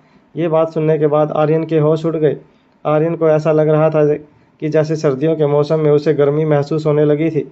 आर्यन जानता था कि रोहित एक बेहद चालाक और तेज़ बिजनेसमैन था, मगर आर्यन ये नहीं जानता था कि रोहित इतना जीनियस था कि बगैर पता चले कि वो ये गैस कर सकता था कि उसके बच्चे कहाँ गए होंगे। इस वक्त आर्यन को अपने पापा की चालाकी पर गर्व होने से ज़्यादा अपने पापा की डांट का डर लग रहा था। वहीं हवेली के अंदर अलेक्जेंडर और रिया गहरी सोच में डूबे हुए थे। रिया ने अलेक्जेंडर के कंधे पर हाथ रखते हुए कहा, इतना मत सोचो, मैं तुमसे कह रही हूँ कुछ नहीं होगा। सच कहूँ तो मुझे नहीं लगता कि ये आदमी खतरनाक है। मेरी बात मानो, मुझे वो टैबलेट खाने दो। इस तरह तुम मुझे अच्छी तरह से ऑब्जर्व भी कर पाओगे और मेरा ख्याल भी रख पाओगे। अलेक्जेंडर गहरी सोच में डूबा था कि अचानक कमरे का दरवाज़ा खुला और बूढ़े बाबा अपने हाथों में चॉकलेट मिल्क का मग पकड़कर कमरे के अंदर जाकर कमरे का दरवाज़ा फिर से बंद कर दिया। उसके बाद बूढ़े बाबा ने ट्रे साइड टेबल पर रखी और अलेक्जेंडर और रिया की ओर देखकर अपने हाथ मसलते हुए कहने लगे, तो बताओ बच्चों, क्या फ़ैसला लिया तुमने? तुम में से ये टैबलेट कौन खाना पसंद करेगा? ये सुनते ही रिया और अलेक्जेंडर एक दूसरे के सामने देखने लगे। रिया अपने कदम आगे की ओर बढ़ाने लगी, जिससे ये साफ था कि रिया बूढ़े बाबा को कह रही थी कि उनकी बनाई हुई टैबलेट वो खाने के लिए तैयार थी। रिया को आगे बढ़ता हुआ देखकर बूढ़े बाबा के चेहरे पर एक बड़ी सी मुस्कान आ गई। अपने हाथ मसलते हुए बूढ़े बाबा ने रिया से कहा, शाबाश बेटा, इसे कहते हैं शेर दिल बच्चा। मगर तुम बिल्कुल फ़िक्र मत करना, ये टैबलेट बिल्कुल सेफ़ है, तुम्हें कुछ नहीं होगा, मुझ पर भरोसा रखना।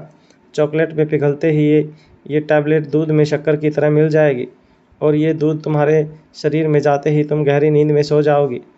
बूढ़े बाबा ने अपनी जेब से टैबलेट की शीशी निकाली और एक टैबलेट चॉकलेट मिल्क की मग में डालकर उसे अच्छी तरह से पहले मिला दिया और फिर अपना लंबा सा हाथ बूढ़े बाबा ने रिया की ओर आगे बढ़ा दिया और चॉकलेट मिल्क से निकलने वाले भाप को देखकर रिया की आंखें चौड़ी हो गई।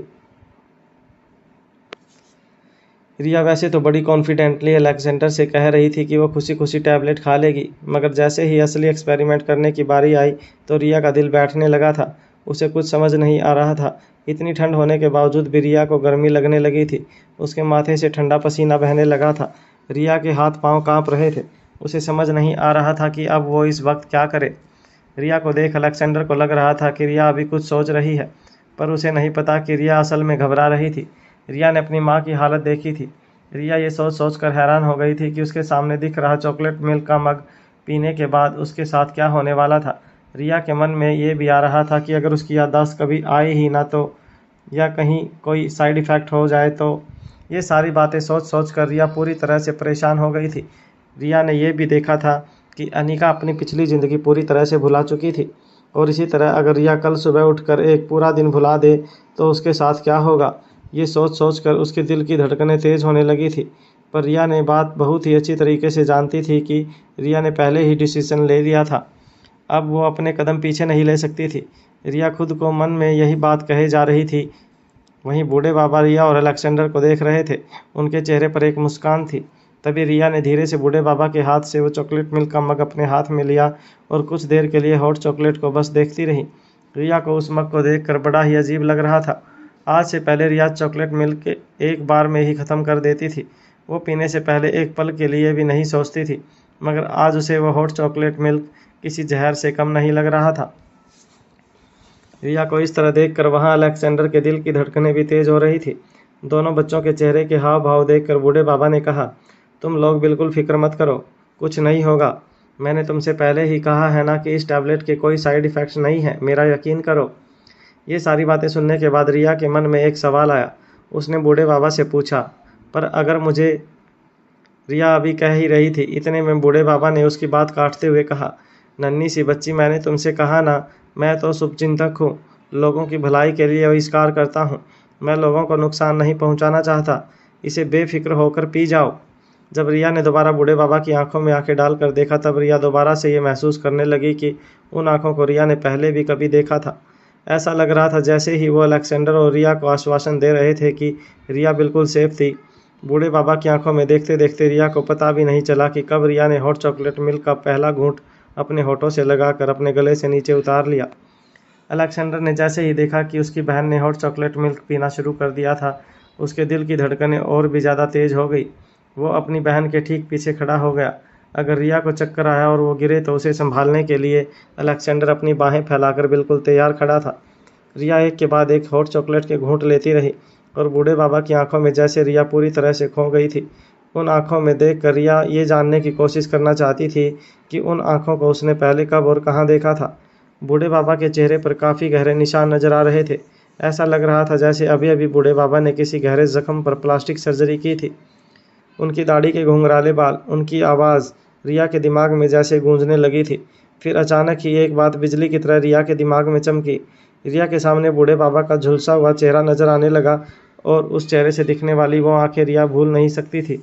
रिया जानती थी कि बूढ़े बाबा गुलेरिया हाउस में रहते थे और अनिका ने कई बार बूढ़े बाबा का इलाज करने के लिए तरह तरह के ट्रीटमेंट्स किए थे।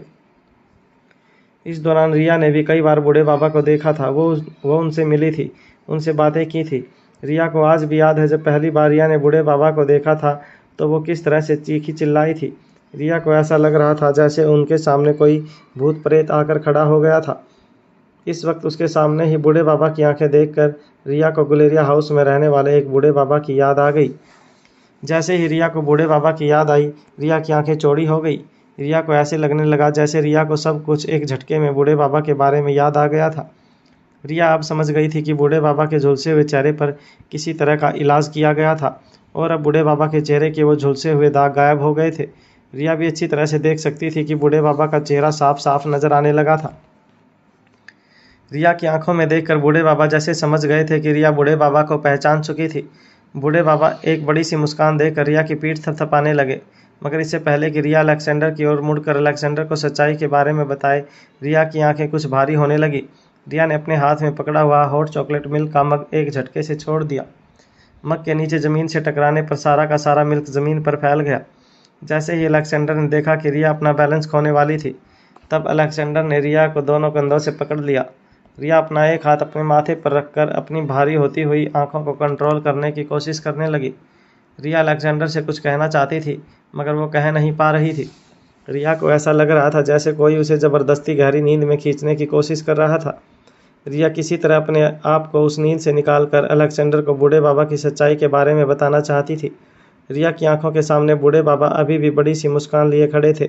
रिया बूढ़े बाबा को पहचान चुकी थी, मगर इससे पहले कि वो अलेक्जेंडर को बूढ़े बाबा की सच्चाई के बारे में बता पाती, रिया की आंखें नींद के बोझ तले दब गई और रिया अलेक्जेंडर की बाहों में एक झटके से गहरी नींद में सो गई।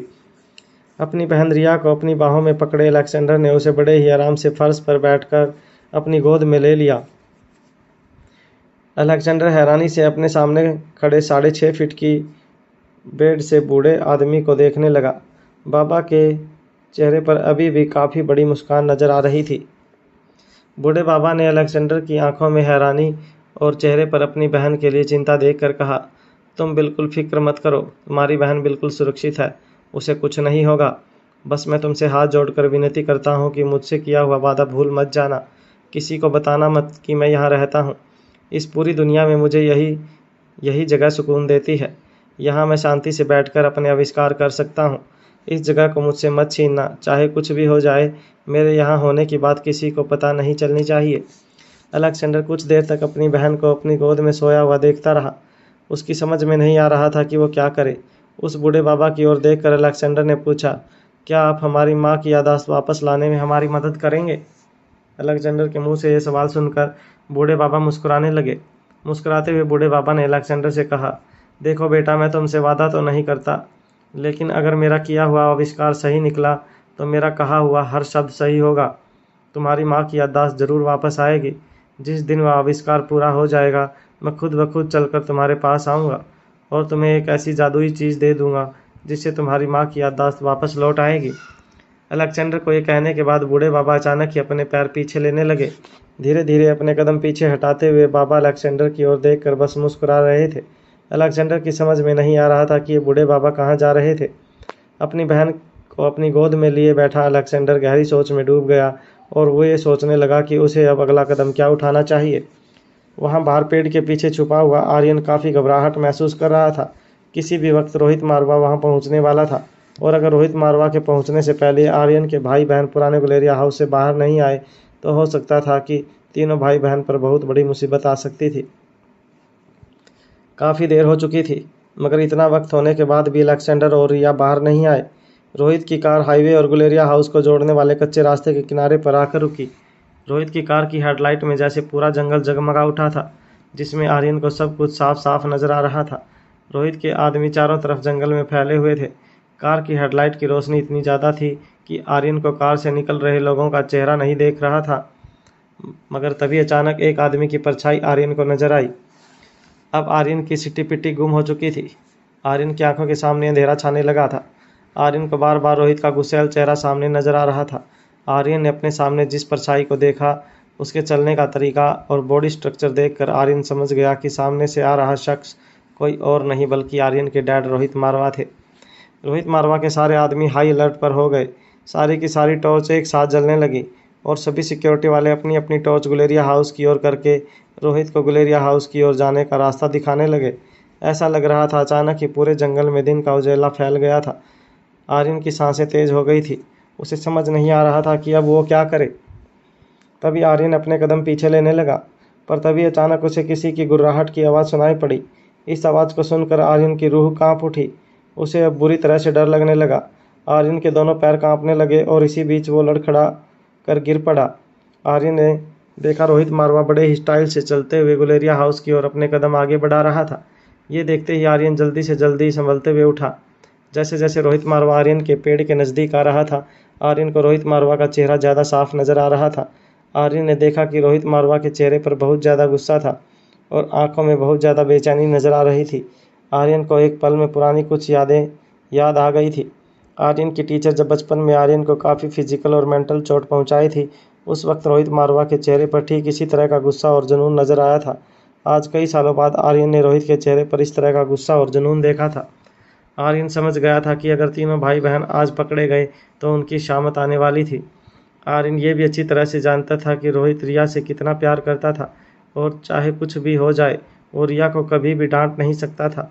मगर आज जो कुछ भी हुआ था उसके बाद आर्यन अच्छी तरह से जान चुका था कि रोहित के दिल में रिया का सॉफ्ट कॉर्नर भी आज बच्चों को बचाने नहीं वाला था। रोहित धीरे धीरे गुलेरिया हाउस के गेट की ओर अपने कदम आगे बढ़ाने लगा। लोहे का गेट अब सामने आते ही रोहित ने अपने कदम रोक लिए। इससे पहले कि रोहित किसी को इशारा करता, रोहित के सिक्योरिटी गार्ड्स आगे आकर गेट पर लगा बड़ा सा ताला तोड़ने के लिए आगे बढ़े। एक सिक्योरिटी गार्ड ने अपनी बड़ी सी बंदूक गेट के ताले की ओर तान दी। इससे पहले कि वो सिक्योरिटी गार्ड गेट के ताले पर फायर करता, झाड़ियों के पीछे छुपा आर्यन तुरंत से बाहर आया और रोहित के सामने आकर कहने लगा, पापा हम यहीं हैं। आर्यन को इस तरह झाड़ियों के बीच से बाहर आता हुआ देखकर रोहित और उसके आसपास खड़े सारे सिक्योरिटी गार्ड्स की आंखें चौड़ी हो गई।